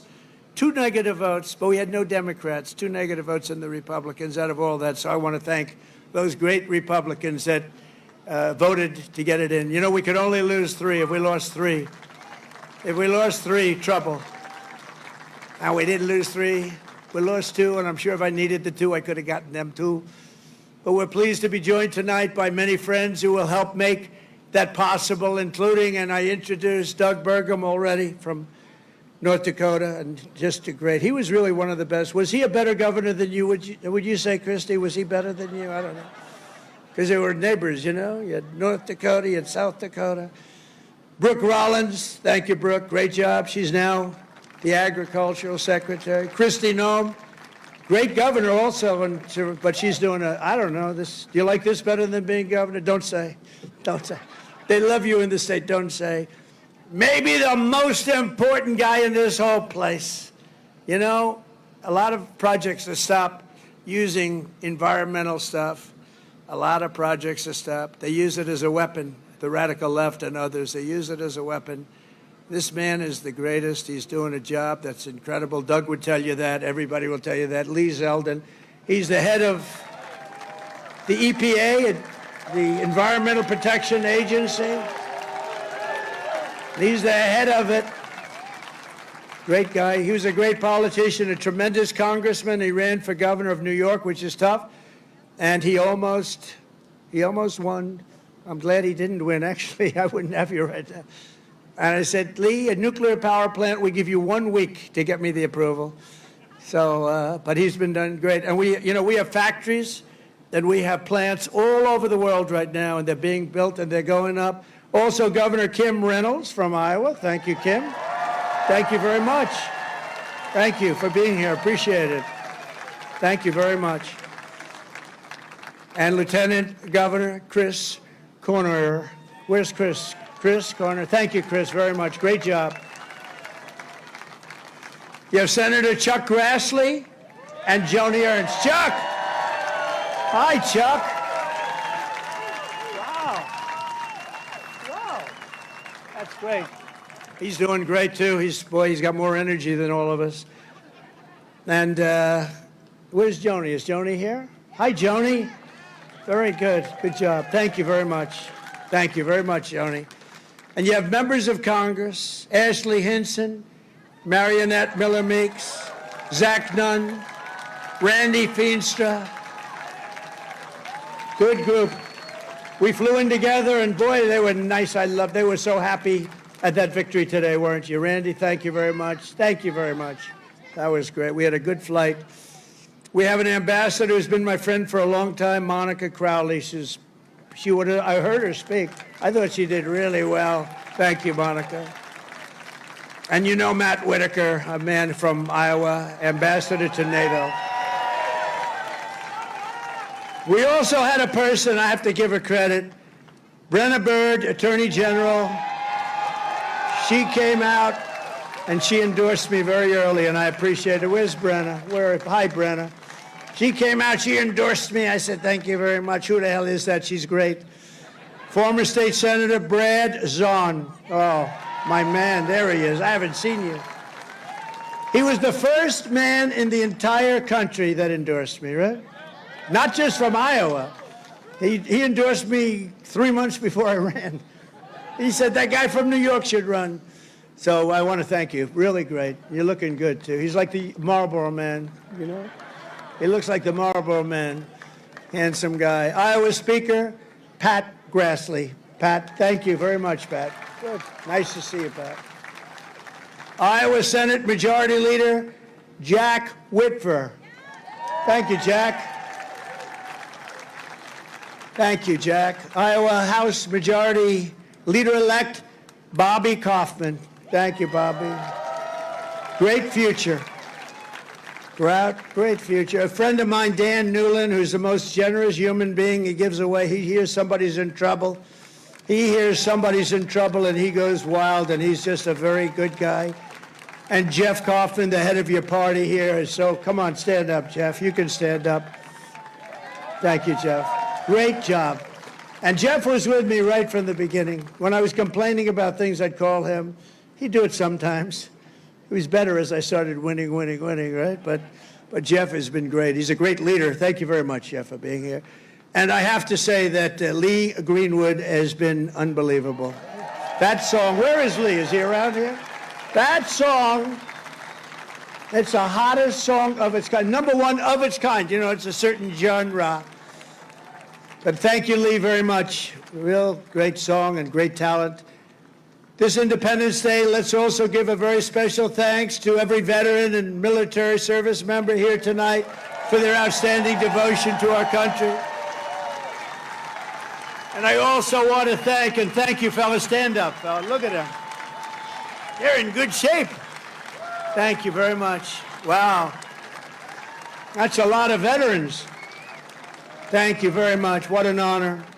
I also want to thank the large group of Iowa pastors and faith leaders for their beautiful prayers, including Pastors Joshua Kent, Tammy Hall, Joseph Hall, Corrine Sturtz, Maureen Prakash, Aji Prakash, Dan McCoy, Rose Kessler, Michael DeJong, Jose Rodriguez, and ministry leaders, Virginia, Calgary, Sarah Kent, and thanks also to Bob Vanderplatz. Thank you very much, everybody. Thank you. Stand up. You're the people we want to listen to. Stand up. Thank you. There they are. Look at that group. I want to be with them. They have the real power. They have more power than all of us. Thank you. You've been so good and so supportive. We were supported with the evangelicals, 89%. And we're looking for the other 11%. We don't believe it. As we prepare to celebrate 2.5 centuries of freedom, I'm inviting America's great religious communities to pray for our nation and for our people. From the beginning, this has always been a country sustained and strengthened by prayer. So important. If we bring religion back stronger, you're going to see everything get better and better and better. You're going to see it get better and better. So as we chart our course toward the next 250 years, let us rededicate ourselves to one nation under God. Right?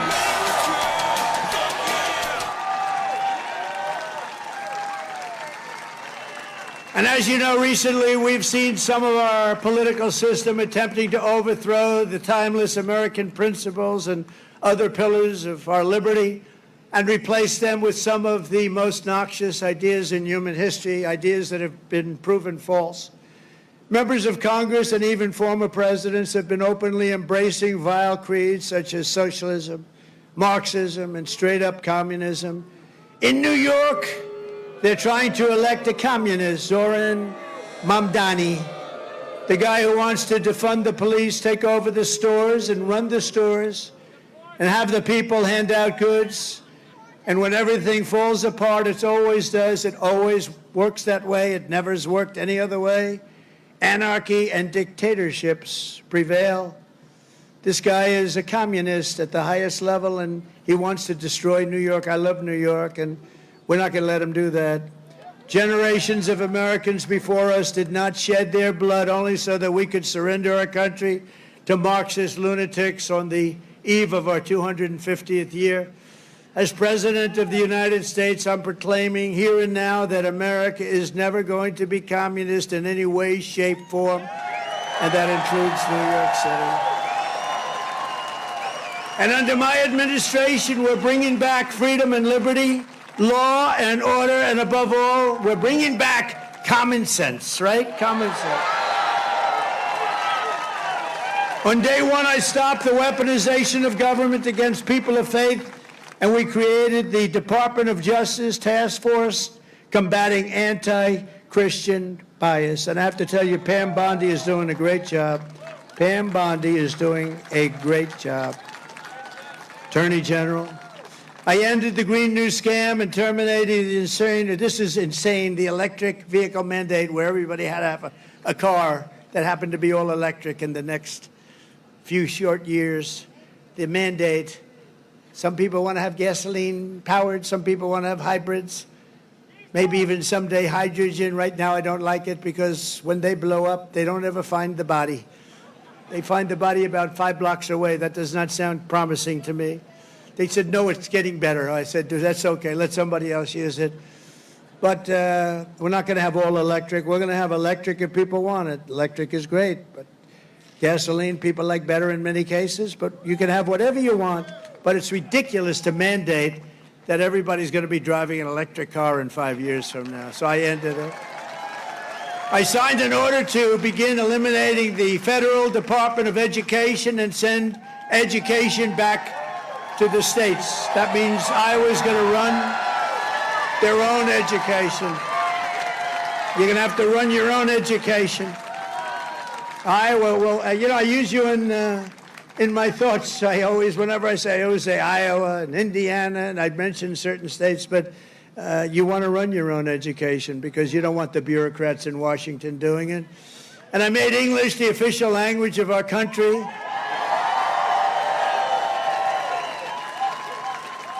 You would think that would be an easy one. It was not as easy as you think. I directed the reinstatement of all patriots expelled from our military by the Biden vaccine mandate, returning them to their former rank with full back pay. And I signed executive orders to abolish critical race theory and transgender insanity from our schools and from our military. And I made it official policy of the United States that there are only two genders, male and female.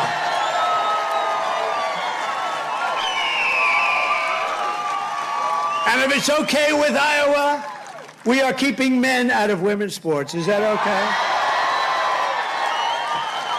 I also renamed the Gulf of Mexico. I renamed it to the Gulf of America.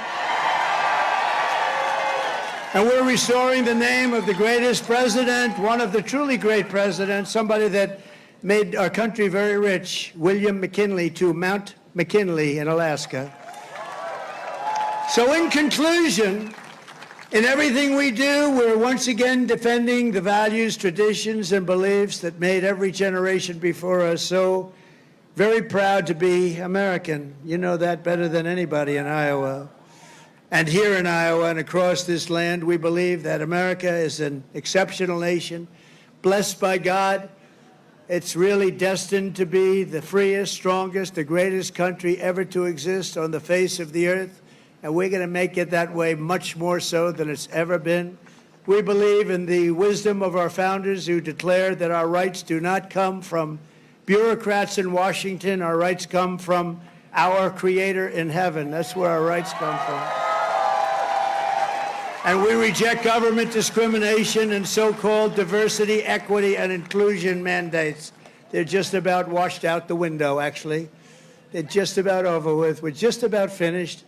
In this country, we believe in hard work and we believe in merit. And by the way, we're allowed to have merit. We're now back to being a merit-based system. We had a decision in the United States Supreme Court. Our country is now a country based on merit. We oppose censorship, price controls, open borders, and sex changes for children. We support our troops, respect our police, and salute the heroes of ICE and Border Patrol. We cherish our Constitution, and we defend free speech, free assembly, religious liberty, and the right to keep and bear arms, our Second Amendment. We take our pride in our heritage, and we want it in a beautiful heritage that we have, and we teach our children to love our country, honor our history, and always respect our great American flag. You have to respect our flag.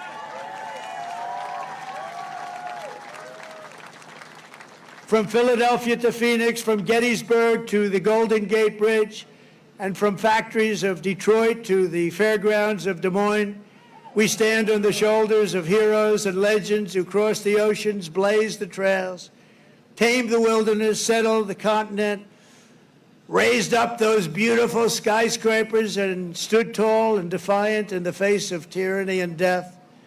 From 1776 all the way through today, American patriots have won triumph after triumph. We've had victory after victory, and let nothing stand in the way of the USA, which we love so much. It was hardworking citizens like you who won our independence, secured our liberty, and built this country with courage, grit, and skill. And starting right here in Iowa, it's such a great place, and I hope you love it, but it's such a great place. You should love it. You should love it. You know, sometimes you take things for granted. This is one of the really great places, but I've been all over. It was hardworking citizens like you who saved our country in November 2024. Think of that, November 25th. Who would have thought there'd be this much of a change this fast? I didn't even think it would happen this fast. Happened at a level that nobody even thought possible. Again, we have the hottest country anywhere in the world. Today, with your help, America is free, America is proud, and America is sovereign once more. And this 4th of July, our magnificent destiny is closer than ever before. We are one people, one family, and one united American nation.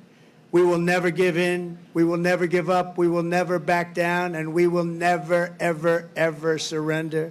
We will fight, fight, fight. We will win, win, win, because we are Americans and our hearts bleed red, white, and blue.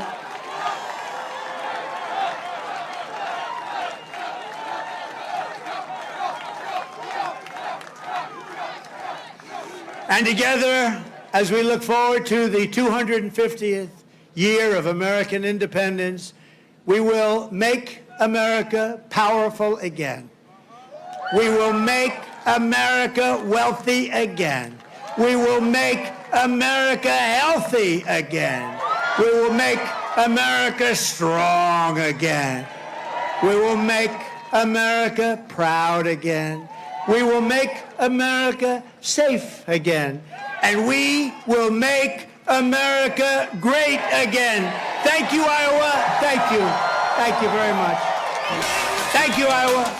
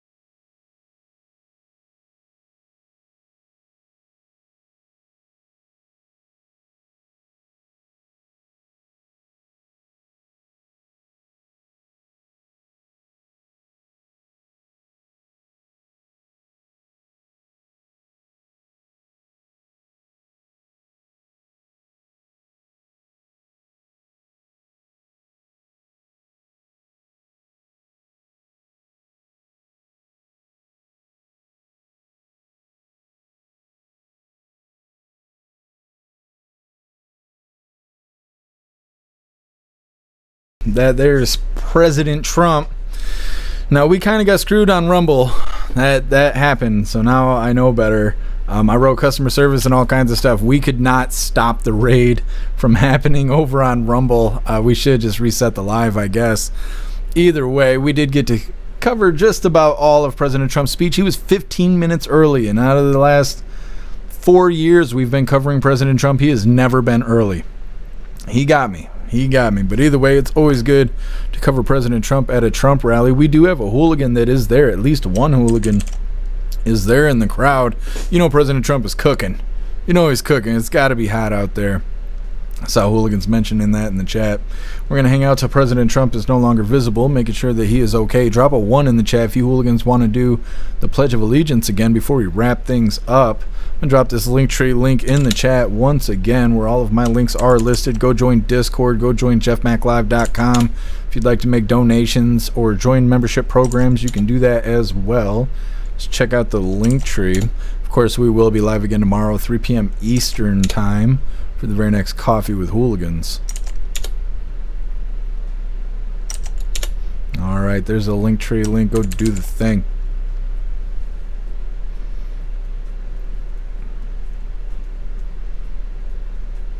Free the Texan. Yeah, we got all screwed up because I intended on starting a new live, and then right when I went to end the live, everybody said he was speaking, and so we just stayed live. But next time that happens, we're just going to end things and start a new one regardless.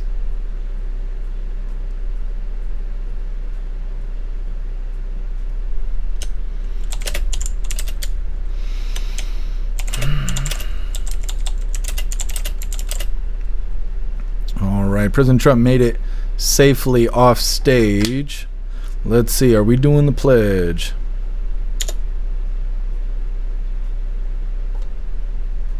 Go ahead and move this. Seeing the ones in the chat. For the Texan, how was the rally? It was good. It was good. It was kind of short. But either way. Cam Seamus, who threw? I don't know, is who threw there? I forgot who threw over in Iowa. Let me see. Let me check really quick. No, Larry's there. Larry is at the Trump rally. I'm not sure if Huthru went. I didn't even think about that.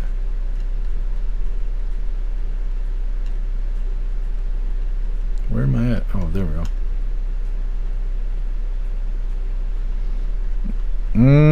He's in the chat over on Discord, so I don't think he went.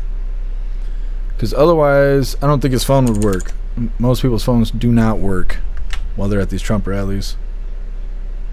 Kev Seamus. Who through did? Well, I'll have to go back and look because I didn't even think about that.